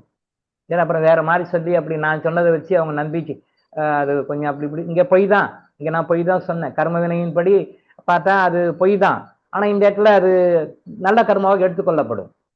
இங்க நான் பொய் தான் சொன்னேன், இங்க நல்லாவே தெரியுது பென்ஷன் போட்டு கொண்டுட்டாங்க, தெரியாம கொண்டுட்டாங்க. பட் அங்கே நான் வந்து அப்படிலாம் போடலை, நீங்க எல்லாம் சந்தேகப்படாதீங்க பயப்படாதீங்க, நான் பொய் தான் சொன்னேன், பொய் தான் அது. இங்கதான் நம்ம அந்த கருத்தை எடுத்துக்கணும். குட் கர்மா மாறி தெரியும் பேட் கர்மா, பேட் கர்மா மாறி தெரியும் குட் கர்மா. இங்க நான் உண்மையை சொல்றேன், ஆமாங்க இப்படி பென்ஷன் தான் போட்டாங்க, இந்த பொண்ணு போட்டுடுச்சு, டாக்டருக்கு தெரியாம வரதுக்கு முன்னாடி போட்டுச்சு, இப்படிதான். அது பெரிய ரணகலம் ஆயிருக்காங்க, பெரிய போராட்டமே நடந்திருக்கும். பொண்ணே போட்டுட்டு இருப்பாங்க, அந்த பொண்ணையும் அந்த நர்ஸ் பொண்ணையும் அந்த டாக்டரையும் ஹாஸ்பிட்டலே ஒரு வழி பண்ணிட்டு இருப்பாங்க, துவம்சம் பண்ணிட்டு இருப்பாங்க. அந்த மாதிரி குரூப் அவங்க, அந்த மாதிரி குரூப் அவங்க, அந்த மாதிரி கம்யூனிட்டி அவங்க. ஒரு விஷயம் போயிருந்தா சரி கேலி, இன்னும் எத்தனை பணம் ஓய்ந்திருக்குமா அங்கே. ஆனா அந்த வெள்ளை கவுண்டருக்கு பெரிய விஐபி, அந்த ஏரியாவில் பெரிய அளவர், பிரசிடென்ட் மாதிரின்னு வச்சுக்கோங்களேன். அது பெரிய அளவர், பதவியில இருந்த, பட் பதவியில இருக்க மாட்டாரு. பட் பதவியில இருந்தா என்னவோ அதோட பவர் ஜாஸ்தி. அவர் சொன்னா செய்வாங்க, போடனா போடுவாங்க, அவ்வளவு பவர் உள்ளவர் அவர். அவருக்கு அந்த மாதிரி ஆச்சுன்னா என்ன ஆகும்? அந்த இடத்துல நான் போய் தான் சொன்னேன், அதெல்லாம் ஒன்றும் இல்லை, டாக்டர்லாம் கரெக்டாக தான் கொடுத்துருக்காங்க, அது நம்ம நேரம் சரியில்லை, ஏதோ அவருக்கு இது மாதிரி ஆகிப்போச்சு, அதெல்லாம் நீங்கள் அதெல்லாம் ஒன்றும் ப்ரெஸ் பண்ணிக்காதீங்க, அவரெல்லாம் ஒன்றும் இது பண்ணாதீங்க அப்படின்னு சமாதானம் சொல்லி அனுப்பிச்சுட்டேன். அங்கே நான் சொன்னது பொய் தான். ஆனா அந்த நேரத்தில் ஒரு பெரிய பிரச்சனையை, பெரிய ரகளையை, பல உயிரிழப்புகளை, இன்னும் பெரிய கலாட்டா பிரச்சனைகள் ஆயிருக்கும். அதை தடுப்பதற்காக அங்கே நான் அப்படிலாம் ஒண்ணும் இல்லைன்னு சொல்லி போய் சொன்னேன். அது இறைவன் கர்ம வினை, கர்மா அதை உண்மையாக எடுத்துக்கொள்ளும். இறைவன் கர்மா, கர்ம வினை, கர்மா சயின்ஸ், கர்மா தியரி, கர்மா லா எல்லாமே அதை பாசிட்டிவா எடுத்துக்கணும், நெகட்டிவா எடுத்துக்கொள்ளாது. அதனால அதை சொல்லி போட்டு முடிச்சு. இதான் பார்த்துக்கோங்க. எந்த ஒரு இடத்துல நம்ம ஒரு பொய் சொன்னா அது யாருக்கும் எந்த கடுதலும் இல்லாம நல்லபடியா இருக்குமோ, யாருக்கும் எந்த கட்டமும் இல்லையோ, அந்த இடத்துல சொல்லுகின்ற பொய் உண்மையாக எடுத்துக்கொள்ளப்படும். எங்கே நாம உண்மையை சொன்னோம்னா அங்க பிரச்சனை வரும், தேவையில்லாத பிரச்சனைகள் விவகாரங்கள்லாம் வரும்னா அங்கே நம்ம சொல்லுகின்ற உண்மை அது பொய்யாக தான் எடுத்துக்கொள்ளப்படும், நெகட்டிவா எடுத்துக்கொள்ளப்படும். ஸோ இங்க பெரிய அசம்பவம் தவிர்க்கப்பட்டது நான் சொன்னதுனால. பட் இங்க பென்சிலிங் என்ன நடந்ததுன்னு தெரிஞ்சுக்கோங்க. இதே மாதிரிதான் ஒருத்தருக்கு ஒத்துக்கும், ஒருத்தருக்கு ஒத்துக்காது. இட்லி சாப்பிட்டா நோயாளிகளுக்கு நல்லது, ஆனா இட்லி சாப்பிட்டா சில பேருக்கு கபம் கட்டும். தெரியுமா உங்களுக்கு? தெரியாது.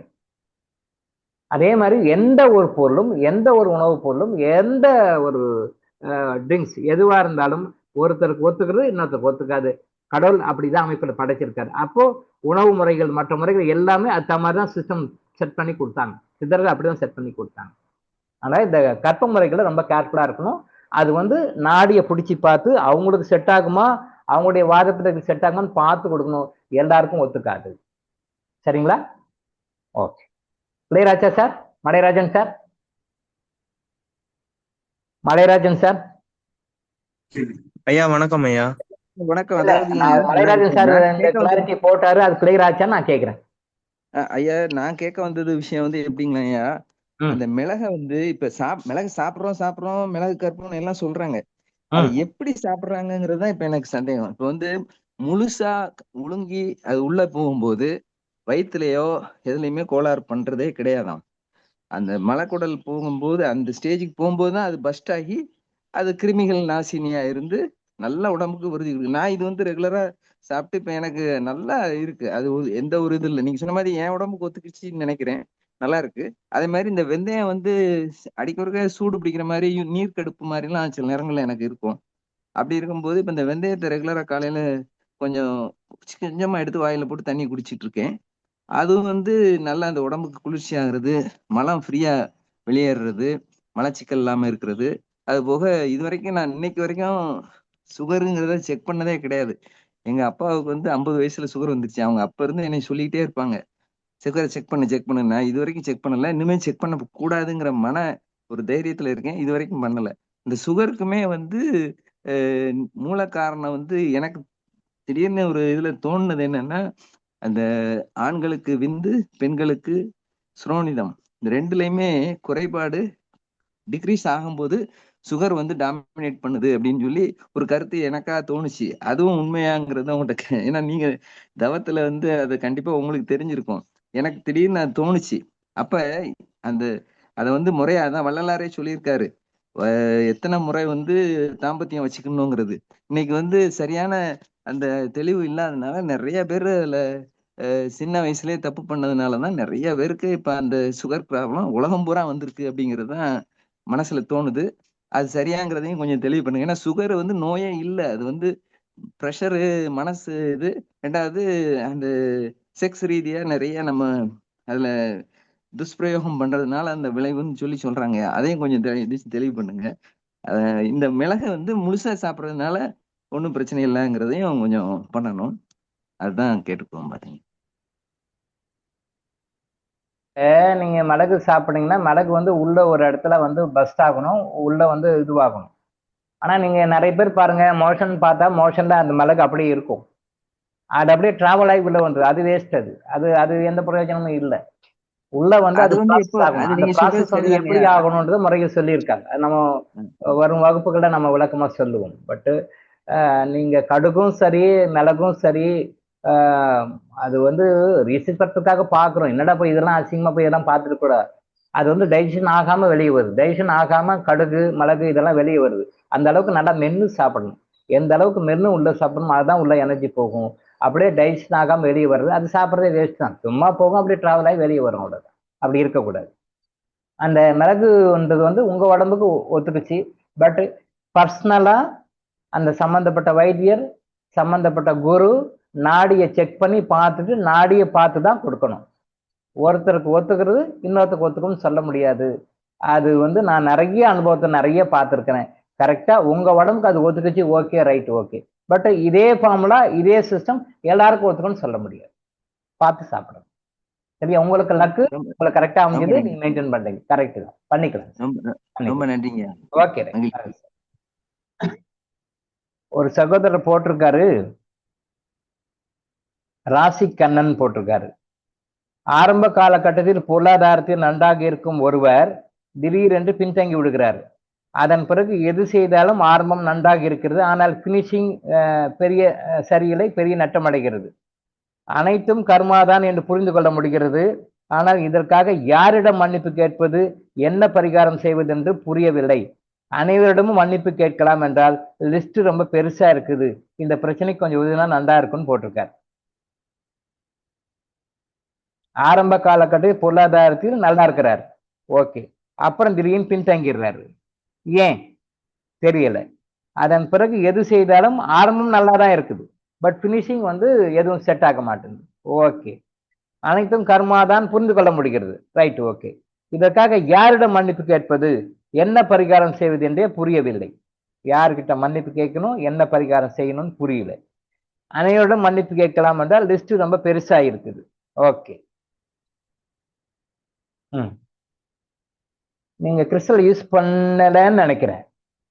நீங்க கிறிஸ்டலும் கேசியமும் கரெக்டா யூஸ் பண்ணீங்க அப்படின்னா யாருக்கிட்ட மன்னிப்பு கேட்டா உங்களுக்கு இந்த பிரச்சனை சால்வ் ஆகும் உங்களுக்கு தோணும் சார், உங்களுக்கு தோணும். அதாவது வாழ்க்கையில் நம்ம நிறைய பேரை பார்க்குறோம், யாரோ சில பேர் நம்மளால பாதிக்கிறாங்க, யாரோ சிலரால நம்ம பாதிக்கிறோம், யாரோ சிலரால நம்ம பாதிக்கிறோம், நம்மளால மற்றவங்க பாதிக்கிறாங்க. இப்ப யாரோ நம்மளால பாதிக்கப்பட்டவங்க கிட்ட இருந்து வருகின்ற ஒரு நெகட்டிவ் எனர்ஜி தான் நமக்கு நெகட்டிவ் கர்மாவாக வந்து வாழ்க்கையில் இந்த பிரச்சனை கஷ்டங்கள்லாம் கொடுக்குது. இந்த பிரச்சனை கஷ்டங்கள்லாம் வந்து கொடுக்குது. நல்லா போயிட்டு இருக்கு, திடீர்னு ஸ்டாப் ஆகுது, நல்லா போயிட்டு இருக்கு, திடீர்னு லாஸ் ஆகுது. ஆரம்பம் அமக்கலமா இருக்கு, முடிவு ரொம்ப சோகமா இருக்கு. இதுக்கு என்ன காரணம்? கர்மா தான் காரணம், ரைட், ஓகே. இப்ப யார்கிட்ட மன்னிப்பு கேட்கறது அப்படின்னா, நீங்க கிறிஸ்டலையும் கேசியுமே ரெகுலரா யூஸ் பண்ணும்போது இந்த பிரச்சனைக்கு உண்டான காரணம் யாரு, யார்கிட்ட கேட்க உங்களுக்கே தோணும் சார். இப்ப நம்ம சொல்றது எல்லாமே யாரோ ஒருத்தர் சொல்லி இல்லை, உங்களுக்கே செல்ஃப் எவிடென்ட்டா வரும். இப்ப கர்மாஜீவனுக்கு நம்ம என்ன சொல்லி கொடுக்குறோம்னா எல்லாமே நீங்களே தெரிஞ்சுக்கிட்டு நீங்களே க்ரோன் அப் ஆகி நீங்களே கிளியர் பண்ணிக்கிற மாதிரி தான் ட்ரைனிங் கொடுக்குறோம் நாங்க. டாக்டர் இளங்கோவை நம்ப கூடாது, டாக்டர் இளங்கோவை டிபெண்ட் பண்ணக்கூடாது, டாக்டர் இளங்கோவை கேட்கவே கூடாது, அப்படின்ற மாதிரி தான் நம்ம டெவலப் பண்றோம். நீங்க மற்ற ஆன்மீக அமைப்புகளெல்லாம் பாருங்க, நீங்க என்னைக்குமே அவங்கள டிபெண்ட் பண்ண மாதிரியே தான் வச்சிருப்பாங்க. எந்த ஆன்மீக அமைப்பு வேணாலும் பாருங்க, நீங்க அவங்கள தான் டிபெண்ட் பண்ணணும், எது வேணாலும் அங்கதான் போய் நிக்கணும், அப்படி மாதிரி வச்சிருப்பாங்க. நம்ம கர்மாஜீவனுக்கு மட்டும்தான் நல்ல விஷயத்தை கேட்டுக்கோங்க, டவுட்ஸ் கிளியர் பண்ணிக்கோங்க, நல்லா டெவலப் ஆகிக்கோங்க, என்ன கூப்பிடாதீங்க, நீங்களே டெவலப் ஆகிக்கங்கன்னு சொல்ற ஒரே அமைப்பு வந்து கர்மாஜீலிங் மட்டும்தான். கர்மாஜீலிங்க தான் சொல்லி கொடுக்குறோம். நீங்களே டெவலப் ஆகிக்கோங்க, நீங்களே குருவாக மாறுங்கள், நீங்களே சித்தர்களாக மாறுங்கள், நீங்களே கடவுளாகவும் மாறிவிடுங்கள். உங்களுக்கு யாரும் மதியில மீடியேட்டர் புரோக்கர்லாம் வேணாம், கிறிஸ்டலை வச்சுக்கோங்க, நீங்களும் கடவுளை டேரக்டா இன்ட்ராக்ட் பண்ணிக்கோங்க. உங்களுக்கு மதியில யாருமே வேண்டாம், டாக்டருங்க கூட வேண்டாம். கிறிஸ்டல் கடவுளையும் உங்களை இணைக்கின்ற ஒரு டூல் அது, கடவுளையும் உங்களை இணைக்கின்ற ஒரு டூல் அது. உங்களுக்கு கடவுளுக்கு மதியில புரோக்கர்லாம் வேண்டாம், எந்த பூசாரி, எந்த அர்ச்சகர், எந்த ஜோதிடர் யாருமே வேண்டாம், எல்லாமே நீங்களே டீல் பண்ணிக்கோங்க. டாக்டர் இளங்கோ கூட வேண்டாம், கத்து கொடுக்கறதுக்கு மட்டும் டாக்டர் இளங்கோ யூஸ் பண்ணிக்கோங்க. அப்புறம் என்ன சொல்லுவாங்களே, கறிவேப்பிலை மாதிரி தூக்கி போட்டுவிட மாதிரி, சமைக்கிற வரைக்கும் கறிவேப்பிலை, சாப்பிட்ற வரைக்கும் கறிவேப்பிலை, அப்புறம் தூக்கி போட்டு சாப்பிட முடியும், அது மாதிரி கறிவேப்பிலை மாதிரி டாக்டர் மட்டும் அப்படி தூக்கி போட்டு நீங்களே வந்துடணும், வாங்கன்னு தான் சொல்லி கொடுக்குறோம். அது எப்படியும் கத்துக்கோங்கன்னு தான் சொல்லி கொடுக்குறோம்.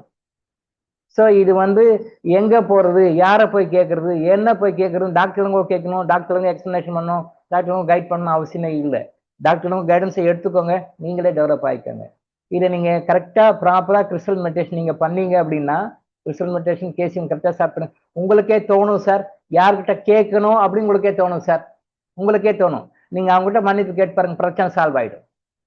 இன்னும் சில பேர் சொல்லுவாங்க, சார் நான் சில பேருக்கு மன்னிப்பு கேட்கிறேன் சார், அப்புறம் கொஞ்ச நாள் ஆன பிறகு யாரோ புதுசா வர்றாங்க சார், இவங்களுக்கு கேளுன்னு வருது சார், அவங்களுக்கு கேளுங்க வருது சார், அவங்களுக்கு கேளு வருது சார் அப்படின்னு சொல்லுவாங்க. 100% பர்ஃபெக்டா கேட்கிறாங்கன்னு அர்த்தம், 100% பர்ஃபெக்டா கேட்கிறாங்கன்னு அர்த்தம். அப்போ இந்த மன்னிப்பு கேட்குறாங்க. யாருக்கிட்ட இருந்து உங்களுக்கு நெகட்டிவ் கர்மா உங்களுக்கு வருது, யார்கிட்ட நெகட்டிவ் தாட்ஸ் உங்களுக்கு வருதோ அவங்க உங்களுக்கு காட்டி கொடுக்கும். நீங்க அவங்ககிட்ட கேட்குறீங்க, கிளியர் ஆயிடுது. ஓகே ரைட், அவுட் சைடு முடிஞ்சு போச்சு. அப்புறம் அடுத்து இன்னும் வேற யாராவது இருப்பாங்க, உங்களுக்கு தோணாது, உங்களுக்கு தெரியாது. அப்போ உங்களுக்கு அந்த மெடிடேஷன்ல வரும், உங்களுக்கே தோணும் இவர்கிட்ட கேட்கணும் அப்படின்னு அந்த ஃபேஸ் வரும். இல்லை இன்னார்கிட்ட கேட்கணும் உங்களுக்கே மைண்ட்ல தோணும். பேர் வரும், ஊர் வரும், ஃபேஸ் கட் வரும், காட்டி கொடுக்கும் உங்களுக்கு. அப்போ அவர்கிட்ட கேட்கணும், பிகாஸ் அவருக்கும் அந்த லிங்க் இருக்குன்னு அர்த்தம். அப்போ அவங்ககிட்ட நீ திருப்பி கேட்கும்போது இன்னும் வேற யாராவது காட்டி கொடுக்கலாம் மேபி. அது மாதிரி 3-4 ஸ்டெப்பு உள்ள போய் கேட்டவங்களாம் இருக்காங்க அனுபவத்துல. சார் இவர்கிட்ட கேட்டேன் சார், அப்புறம் கொஞ்ச நாள் கழிச்சு இவர்கிட்ட கேள்னு வருது சார், அப்புறம் கொஞ்ச நாள் கழிச்சு இவர்கிட்ட போய் கேள்னு வருது சார், அப்புறம் கொஞ்ச நாள் கழிச்சு இவர்கிட்ட போய் கேள்னு வருது, மாறி மாறி வருது. இவங்க ஃபர்ஸ்ட் ஸ்டார்டிங் லிஸ்ட்ல அது இல்லை. இவங்க மன்னிப்பு யார்கிட்ட கேட்கணுமோ அவங்க லிஸ்ட் முதல் லிஸ்ட் போடும்போது அந்த லிஸ்ட்ல இல்லை. அப்புறம் கொஞ்ச நாள் கழிச்சு இவங்க வருது, சரி ஆட் பண்ணிக்கிறாங்க. அப்புறம் கொஞ்ச நாள் கழிச்சு இன்னொருத்தர் ஆட் பண்றாங்க. அப்புறம் கொஞ்ச நாள் கழிச்சு இன்னும் சில பேர் ஆட் பண்றாங்க. இப்ப லிஸ்ட் வந்து ஆட் ஆன் ஆகிட்டே இருக்கு. பட் ஆட் ஆன் ஆகி ஒரு ஸ்டேஜ்ல ஸ்டாப் ஆயிடுது. அப்புறம் பார்த்தா ப்ராப்ளம் எல்லாம் சால்வ் ஆயிடுச்சு, மிராக்கிளா சால்வ் ஆயிடுச்சு சொல்லுவாங்க. அவங்களே சொல்லுவாங்க சார் சரியாயிடுச்சு. அப்படின்னா என்னன்னா, யார்கிட்ட இருந்தா நெகட்டிவ் எனர்ஜி வருதோ, யாருக்கெல்லாம் நெகட்டிவ் தாக்கம் வருதோ, யாருக்கெல்லாம் பிளாக்கேஜ் வருதோ, அந்த பிளாக்கேஜ் உங்களுக்கு நீங்களே உங்க கிறிஸ்டல் கரெக்டா காட்டி கொடுக்கும். அந்த காட்டி கொடுத்து கரெக்டா நீங்க ஃபாலோ பண்ணி மன்னிப்பு கேட்டு மன்னிப்பு கொடுத்து இந்த பரிகார முறைகள் உங்களுக்கே தோணும் சார். எல்லாமே உங்களுக்கே தோணும், இதை செய்யணும், இது செய்யக்கூடாது, இது பண்ணணும், இது பண்ணக்கூடாது, உங்களுக்கே தோணும். அதை செய்ய வந்து பாருங்க, ஸ்டெப் பை ஸ்டெப்பா கஷ்டங்கள் வந்து வெளியே வந்துடுங்க. தொட்டது துலங்கும். நீங்க கன்ஃபியூஸ் ஆக வேண்டாம்.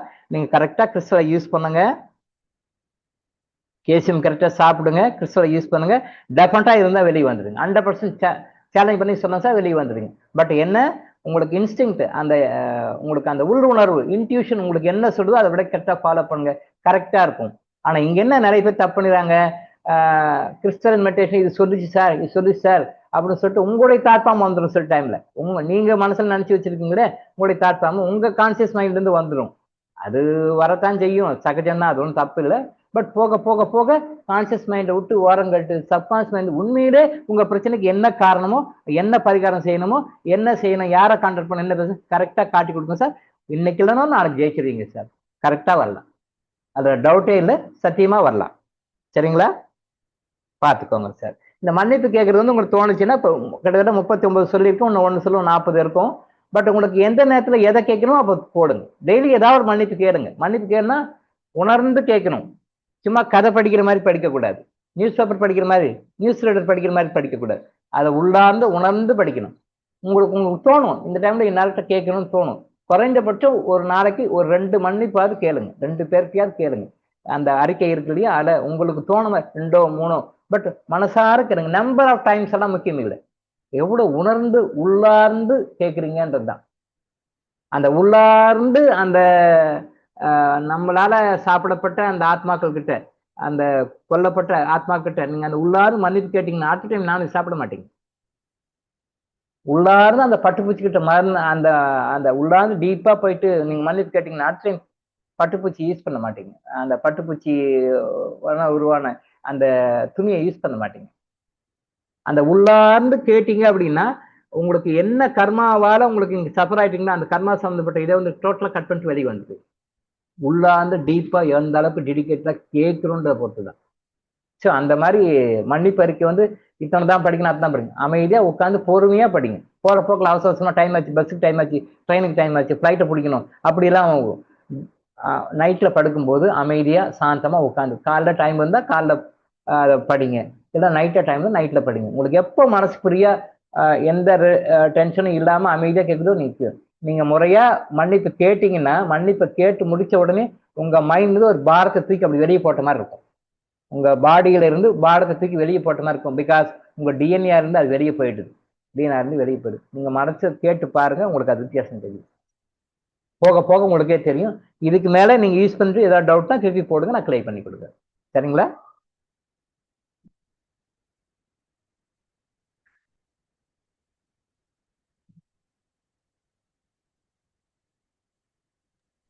ஐயா வணக்கம் ஐயா. சொல்லுங்க சார். சூரியநாராயணன் பேசுறேன் திருவள்ளூர்ல இருந்து. சொல்லுங்க. இப்ப நீங்க பழங்கள் சாப்பிடலாம், நீங்களே தினம் பழங்கள் ஒரு பழமா சாப்பிடலாம். நீங்க இந்த 3 வேளையில சாப்பிடலாமா இல்ல தனியா அது இல்லாம ஒரு வேலையா? வாய்ஸ் கேட்கல ஐயா. சொல்லுங்க சார். அதான் 3 வேளையில இந்த பழங்கள் சாப்பிடலாமா இல்ல ஒரு வேளை அது இல்லாம ஒரு வேளை சாப்பிடுற மாதிரி எப்படி அது? சார் வந்து பழ உணவே சாப்பிட்டு உடம்பு சரி பண்ற மெத்தட் ஒன்று இருக்கு சார். உபவாசம் ஒன்று இருக்கு, ஃபாஸ்டிங் மெத்தட் ஒன்று இருக்கு. ஒன் டே பழம் மட்டும் சாப்பிடுவாங்க. ஃபாஸ்டிங்ல 4-5 வகை இருக்கு. அல்சர் இருக்கிறவங்க மட்டும் அவசரப்பட்டு எடுக்க வேண்டாம். அது வந்து கொஞ்சம் அண்டர் த சூப்பர்வைஷன் ஆஃப் டாக்டருடைய கைடன்ஸ்ல எடுக்கணும். பட் உபவாசம்ன்றது வந்து மிகச்சிறந்த முறை அது. அந்த உபவாசம்ன்றது வந்து அந்த குறிப்பிட்ட நாளில், குறிப்பிட்ட நட்சத்திரங்களில், குறிப்பிட்ட திதியில உபவாசம் இருப்பாங்க. பட் அல்சர் இருக்கிறவங்க மட்டும் அவசரப்பட்டு எடுக்க வேண்டாம். பட் அல்சருக்குன்னு எடுக்கலாம், பட் இப்போதைக்கு அவசரப்பட்டு எடுக்க வேண்டாம். அது நான் பின்னாடி கைடன்ஸ் கொடுப்போம், எப்படி உபவாசம் எடுக்கணும்னு நான் பின்னாடி அந்த உணவை பற்றி சொல்லும்போது நாம் சொல்லுவோம். பட் இந்த பழம் சாப்பிட்டுட்டு 3 வேளையும் பழம் மட்டுமே சாப்பிட்டுட்டு உபவாசம் இருக்கிறவங்க இருக்கிறாங்க. அது ஒரு 2 நாள் 3 நாள் 1 வீக் பழம் சாப்பிட்டுட்டு டீடாக்ஸ் ஆகிடும், பாடி டீடாக்ஸ் ஆகிட்டு அப்புறம் கிளியர் ஆகிடும். அது ஒரு முறை இருக்கு, நான் பின்னாடி அதை பற்றி சொல்லுவோம். பட் இப்போதைக்கு நீங்கள் பழம் சாப்பிட்றீங்கன்னா குறைஞ்சபட்சம் ஒரு நாளைக்கு ஒரு வேளை கம்பல்சரியாக எடுத்துக்கோ. ஏதாவது ஒரு பழம் ஒரு நாளைக்கு ஒரு வேளை எடுத்தால் போதும். இப்போதைக்கு நம்ம ஃபியூச்சரில் அந்த டீடாக்சிவேஷன் மெத்தட்லாம் வரும்.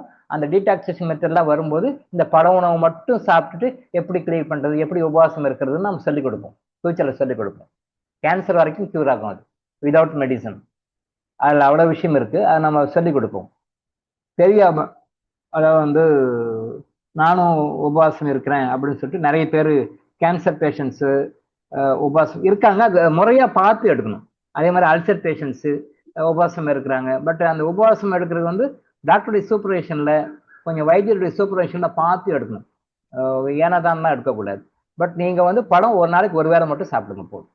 இப்போதைக்கு உபவாசம் இருக்கிறது பழ உபவாசம் ஒன்று இருக்குது. அது ஒன்லி தொடர்ந்து 2-3 நாள் பழம் மட்டுமே சாப்பிடுவாங்க. வெவ்வேறு பழம் தான் சாப்பிடணும். கூட சாலட்ஸ், ஃப்ரூட் சாலட்ஸ் எல்லாம் சாப்பிடக்கூடாது. காலையிலனா காலையில் ஒரு பழம், மதியானம் ஒரு பழம், நைட் ஒரு பழம், டிஃப்ரெண்டாக சாப்பிட்டு 2 நாள் கழிச்சு அப்புறம் நார்மலுக்கு வருவாங்க. அது ஒரு முறை இருக்கு, அது நம்ம ஃபியூச்சரில் சொல்லிக் கொடுப்போம். கிளியராச்சா டவுட் உங்களுக்கு? இல்லையா, அது ஓகே, புரியுது ஐயா நீங்க சொல்றது. ஐயா அவர் கேக்குறது என்னன்னா 3 வேளை சாப்பாட்டுல பழத்தை ஒரு வேளையா எடுத்துக்கணுமான்னு கேக்குறாரு. அப்படிதான் கேக்குறாரு. புரியலையே. 3 வேளை சாப்பிட சொன்னீங்கல்ல, 3 வேளைக்கு மேல சாப்பிடக்கூடாது. அந்த ஒரு வேளைய, அந்த 3 வேளைன்னா ஒரு வேளைய பழ உணவா கன்சிடர் பண்ணிக்கிட்டா இது பழ உணவை கணக்குல எடுத்துக்கணுமா 3 வேளையா அப்படின்னு கேக்குறாரு அவரு. அப்படிதான் சொல்றாங்க. அதாவது இந்த 3 வேளை உணவுன்றது சாப்பிட்றோம், ரைட், ஓகே, 3 வேளை உணவு சாப்பிட்றோம். சில பேருக்கு அந்த படம் சாப்பிட்டீங்க அப்படின்னு சொல்லி சொன்னா அடுத்த வேளை திருப்பி நல்லாவே பசிக்கும். சில கேஸ்ல அது உடம்பு வாக பொறுத்தது. அவங்க உடம்புல ஜடராக்கினின்னு ஒண்ணு இருக்கும், அது லிவர்ல இருக்கும். அந்த ஜடராக்கினி எவ்வளவு பவர்ஃபுல்லா அதிகமா இருக்கோ அப்போ வந்து அது பசிக்கும். அந்த மாதிரி டைம்ல படத்தை தனியா வச்சுட்டு மிச்ச வேலை 3 வேளை உணவா எடுத்துக்கிறது செகண்டரி தான். பட் 2 வேளை உணவா எடுத்தீங்கன்னா இன்னும் பெஸ்ட். 2 வேளை உணவா எடுத்தீங்கன்னா பெஸ்ட். அதான் எப்படி சொல்றேன்னா நல்லா பாருங்க, படம் ஒரு வேளை, மற்ற உணவுகள் 2 வேளை. பழம் ஒரு வேளை, மற்ற உணவுக்கு 2 வேளை. இந்த மாதிரி 3 வேளையா பிரிச்சு எடுக்க முடியும்னா எடுத்துக்கோங்க, ஓகே, நார்மல், தப்பு இல்லை. சில பேருக்கு அந்த ஜடராக்கினின்றது ரொம்ப அதிகமா இருக்கும், பசி வந்து ரொம்ப அதிகமா இருக்கும். அந்த மாதிரி இருக்கிறவங்க எடுத்தாங்க அப்படின்னு சொன்னா பழம் ஒண்ணு தனியா இருக்கும், மற்ற 3 வேளை உணவுகள் எடுத்துக்கலாம். 3 வேளை எடுத்துக்கலாம்.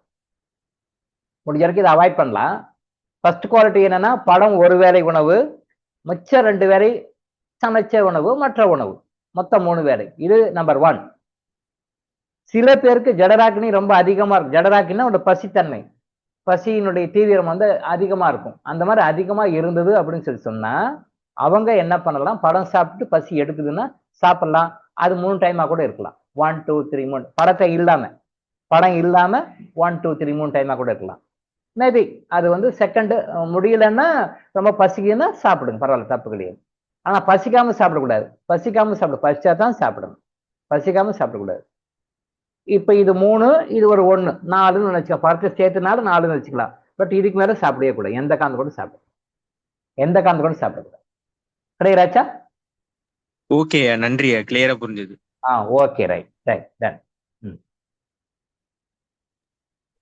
ஐயா 2 வேளை உணவுக்கு மாறுறதுன்னா அது எப்படிங்க? அதுக்கு ஸ்டெப் எப்படிங்க ப்ரிப்பேர் ஆகணும்? 2 வேளை உணவு 2 வேளை உணவுக்கு மாறணும்னாங்க. இப்ப நான் இப்ப ரெகுலரா 3 வேளை சாப்பிட்டுட்டு இருக்கேங்க. ஆ இப்ப நான் 2 வேளை உணவுக்கு மாறணும்னா அது நான் எப்படி அந்த டிரான்சிஷனை ஸ்டார்ட் பண்ணுங்கய்யா? ஏன் 2 வேளை உணவு நடைமுறையில் கொஞ்சம் செட் ஆகல அப்படின்னா, இப்போ பூமியிலேயே காப்பர் சத்து குறைஞ்சி போச்சு. பூமியிலேயே நேச்சுரலாகவே பூமியில தாமிர சத்து என்ன இருக்கணுமோ அந்த தாமிர சத்து பூமியிலே குறைஞ்சி போச்சு. இப்போ குறைஞ்சிக்கிட்டே வருது. இந்த தாமிர சத்து பூமியில குறையிறதுனால தான் இளம் வயது நிறைய வருது. நிறைய வருவதற்கு காரணம் வந்து காப்பர் சத்து பூமியிலே குறைஞ்சி போச்சு. அந்த பூமி மூலமாக நமக்கு கிடைக்கிற உணவுகள், தண்ணி, மற்ற எல்லாமே பூமி மூலமா என்னெல்லாம் கிடைக்குதோ அது எல்லாமே காப்பர் இன்கிரீடியன்ட் வந்து கம்மியா இருக்கு. ஸோ அதனால தான் இளம் வயதிலேயே இப்போ இளநரை நிறைய வர்றதுக்கான காரணம் அதுதான். இதை காம்பன்சேட் பண்ண மாதிரி ஓரளவுக்கு பண்ணலாம், பட் 100% வர்றதில்லை. ஏன்னா பூமியிலே குறைஞ்சி போச்சு. அதே மாதிரி பூமியிலேருந்து வருகின்ற உணவுகளை நம்ம சாப்பிடும் போது நம்ம பாடிக்கு என்ன தேவையான சத்து வேணுமோ அந்த சத்து குறைபாடு இருக்கு.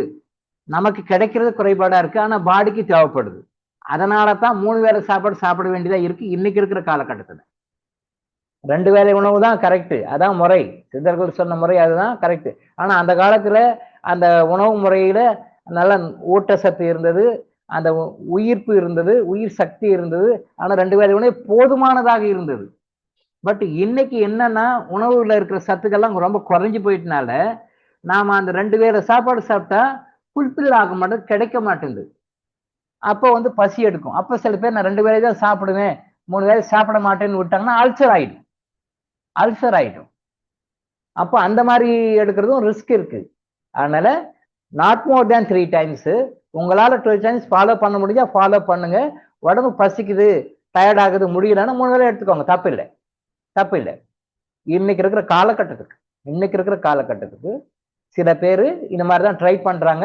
அது மாதிரி அனுபவத்தை என்கிட்ட சொல்லியிருக்காங்க. சார் நம்ம தான் இருந்தேன் சார், ஆனால் ரொம்ப பசிக்குது சார், ரொம்ப டயர்ட் ஆகுது சார் அப்படின்றாங்க. ஸோ அந்த மாதிரி ரொம்ப பசி டயர்ட் ஆகும்போது 3 வேளையை மெயின்டைன் பண்ணலாம், தப்பு இல்லை. ஆனால் 3 வேளைக்கு மேலே போகக்கூடாது. 3 வேளைக்கு மேலே எந்த காரணத்தை கொண்டும் போகக்கூடாது. எந்த ரீசனாக இருந்தாலும் 3 வேளைக்கு மேலே போகக்கூடாது. முடிஞ்ச வரைக்கும் அந்த பட உணவையும் சேர்த்து 3 வேளையை மெயின்டைன் பண்ண முடிஞ்சா பாருங்க. இல்லை பரவாயில்ல, பட உணவு சேர்க்காம 3 வேளை, அப்போ படத்தோட சேர்த்து மொத்தம் 4 வேளை வரும். படம் 1ன்னு வச்சுக்கிட்டாக்கா மற்ற உணவு 3 வேளை, 4, ஓகே பரவாயில்ல. பட் அதுக்கு மேலே வேண்டாம். இந்த சிஸ்டம் கரெக்டாக ஃபாலோ பண்ணுங்க, ட்ரை பண்ணி பாருங்க. உங்களுக்கு ரொம்ப பசியா இருக்கு, டயர்டா இருக்கு, உங்களால் எதையும் கான்சென்ட்ரேட் பண்ண முடியுதுன்னா அப்போ your body needs more energy, more ஃபுட்னு அர்த்தம். அப்போ அந்த டைம் 3 வேளை சாப்பிட்டா தப்பு இல்லை சார். ட்ரை பண்ணுங்க, முடிஞ்ச வரைக்கும் ட்ரை பண்ணுங்க. முடியலன்னா ஆல்ரெண்டா நான் இப்படி தான் இருப்பேன்னு சொல்லி உடம்பை கட்டக்கூடாது. ஏன்னா பிகாஸ் சிஸ்டம் அதுக்கு என்ன தேவையோ அதுக்கு தேவை. பட் அதுக்கு தகுந்த ஈல்டு பழைய காலத்து இருக்கிற உணவுல இருக்கிற ஊட்டம் இப்ப இல்லை, அது இல்லை.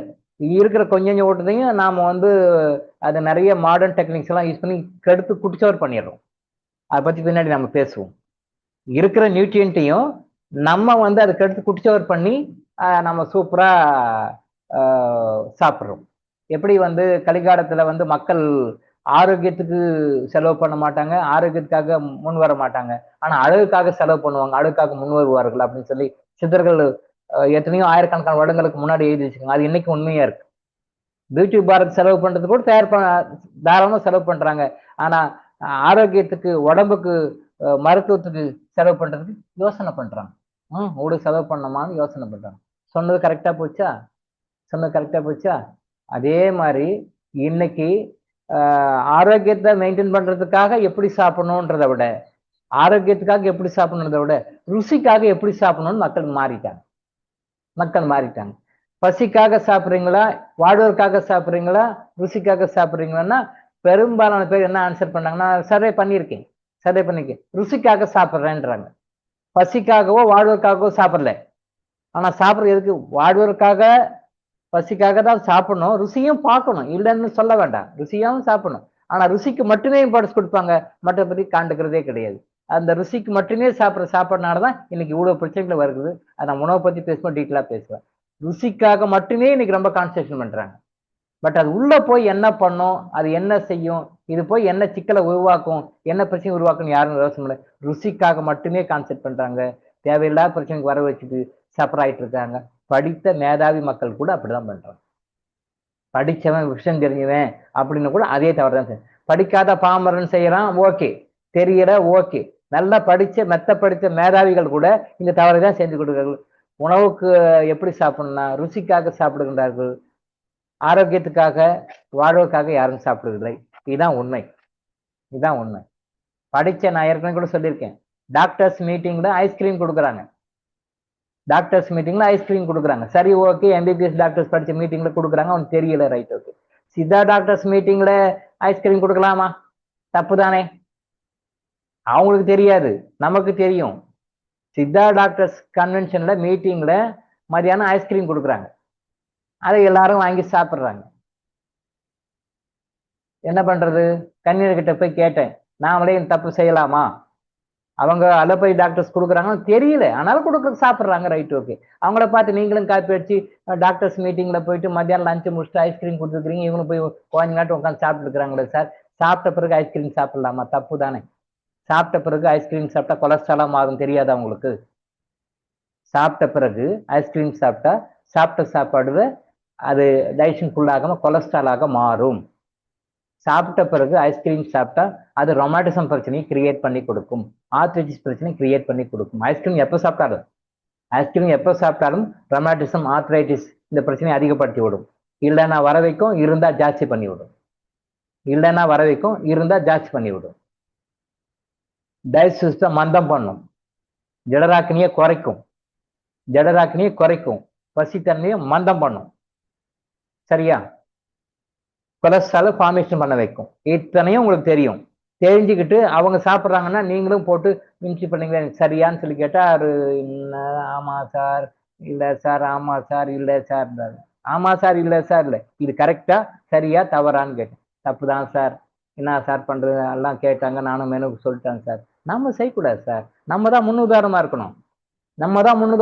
அவங்க பாக்குறாங்க. ஸோ அலோபதி டாக்டர்ஸ் மீட்டிங்ல ஐஸ்கிரீம் சாப்பிட்றாங்க, ரைட்டுக்கு. சித்தா டாக்டர்ஸ் மீட்டிங்ல ஏன் சாப்பிடல யோசனை பண்ணணும். அவங்க சிந்திக்கிறதுக்கு நாம வாய்ப்பு கொடுக்கணும். ஏன் சாப்பிடல? ஓ, என்ன காரணம் சார்? அப்படி சாப்பிட்டா கொலஸ்ட்ரால் வரும் சார், இந்த ப்ராப்ளம்லாம் வரும் சார், அதனால சாப்பிடக்கூடாது சார்ன்னு சொன்னா அவங்க 4 பேர் ரெஃபர் பண்ணுவாங்க. அவங்க பேஷண்ட்ஸுக்கு அவங்க கிளினிக்ல அவங்க ஹாஸ்பிட்டல்ல ரெஃபர் பண்ணுவாங்க. நாமளே போட்டு சாப்பிட்டா அப்புறம் நம்மளை பார்த்து அவங்களும் சாப்பிடுவாங்க. இது தப்பு தானே சார்னு. ஆமா சார், சரி சார், அடுத்தடுத்த மீட்டிங்ல வேணா நம்ம அவாய்ட் பண்ணிடலாம் சார், சாரி சார், இதுக்கு மேல நெக்ஸ்ட் மீட்டிங் நம்ம ஐஸ்கிரீம் வேணான்னு கட் பண்ணிடலாம் சார். அதான் கரெக்ட், அது செய்யுங்கன்னு சொன்னோம். இப்படிதான் இருக்கணும். நம்ம அடுத்தவங்களுக்கு முன்னுதாரணமா இருக்கணும். நாமளே தப்பு பண்ணா அப்புறம் நம்மளை பார்த்து மத்தவங்க பண்ணுவோம். சாப்பிட்ட பிறகு ஐஸ்கிரீம் சாப்பிடுவதனால் கொலஸ்ட்ரால் வரும், ஆர்த்ரைட்டிஸ் ப்ராப்ளம் அதிகமாகும், ரொமாட்டிஸ் ப்ராப்ளம் அதிகமாகும், ஜீரணத்தன்மை குறையும். ஜீரணத்தன்மை குறைஞ்சா எல்லா நோய்களும் வரும். இன்னும் எக்ஸ்ட்ரா நிறைய இருக்கு. ஐஸ்கிரீமே சாப்பிடக்கூடாது. அப்படியே சாப்பிட்டாலும் சாப்பிட்ட உடனே சாப்பிட்றது ரொம்ப பெரிய தப்பு, தெரிஞ்சுக்கோங்க. சரியா? இன்னும் நிறைய விஷயங்கள் நாம் பேசுவோம், வகுப்புல பேசுவோம். மணி 7 ஆச்சு, நம்ம கிளாஸ் இதோட முடிச்சுக்கலாம். நாளை மீண்டும் சந்திப்போம். நன்றி, வணக்கம். பாடுங்கம்மா, யார் பாடுறீங்க?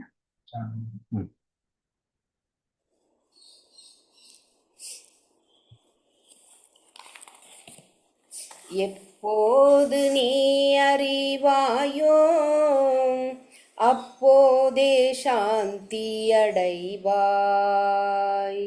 எப்போது நீ அறிவாயோ அப்போதே சாந்தி அடைவாய். இதை எப்போது நீ அறிவாயோ அப்போதே சாந்தி அடைவாய். இப்பாரில் எப்போதும் எல்லாம் இறை அருளால். இப்பாரில் எப்போதும் எல்லாம் இறை அருளால். தப்பாது அணு அளவும் சரியாய் நடப்பதாக எப்போது நீ அறிவாயோ அப்போதே சாந்தி அடைவாய். முற்போது தர்மமென்றும் தற்போது அதர்மமென்றும், முற்போது தர்மமென்றும் தற்போது அதர்மமென்றும் முயன்றே சீர்திருத்திட முடியும் உன்னாலே என்றும். அற்ப அகந்தை செருக்கால் அலையாமலே அடங்கி, அற்ப அகந்தை செருக்கால் அலையாமலே அடங்கி ஆண்டவன் ஆட்சியில் அதர்மமே இல்லை என்று எப்போது நீ அறிவாயோ அப்போதே சாந்தி அடைவாய். எழுந்த உன் எழுச்சியால் எண்ணம் செயல் சொல்லாக, எழுந்த உன் எழுச்சியால் எண்ணம் செயல் சொல்லாக, இயற்றிய கர்மமெல்லாம் எழுந்த உன் எழுச்சியால் எண்ணம் செயல் சொல்லாக, இயற்றிய கர்மமெல்லாம் இறைவனை நீங்குவதே. அலுந்தி அகமூலத்தில் அகந்தை அழிவதொன்றே,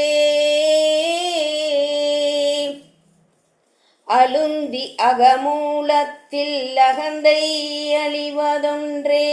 அரிய கிருத கிருத்திய ஆன்மானுபவம் என்று எப்போது நீ அறிவாயோ அப்போதே சாந்தி அடைவாய்.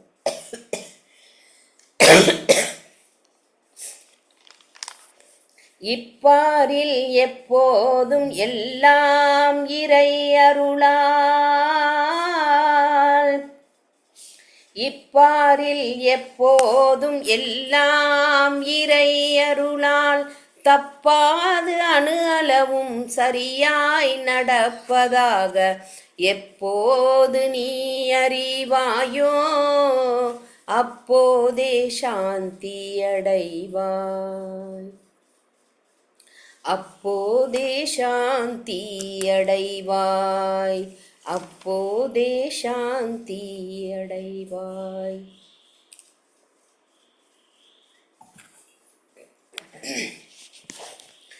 கருவாக்கி உருவாக்கி எனையாண்டு காத்தருளும் இறைவா நன்றி.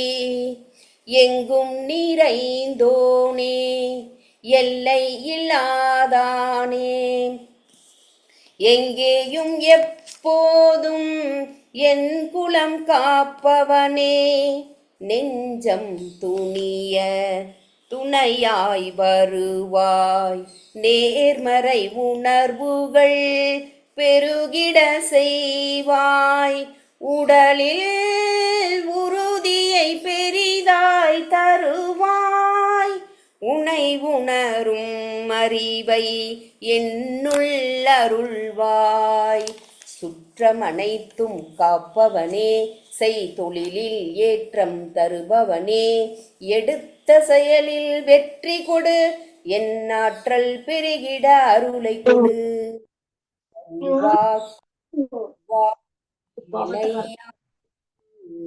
காத்தரு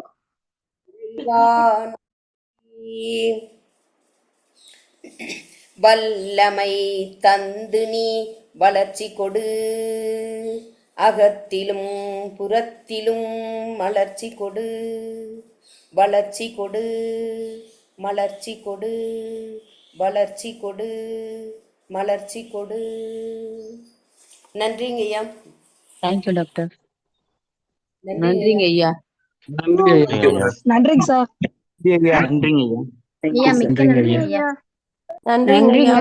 நன்றிங்க ஐயா. நன்றி சார். நன்றிங்க ஐயா. ஐயா நன்றிங்க ஐயா.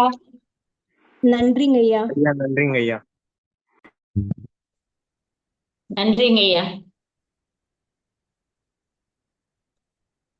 மிக்க நன்றிங்க ஐயா.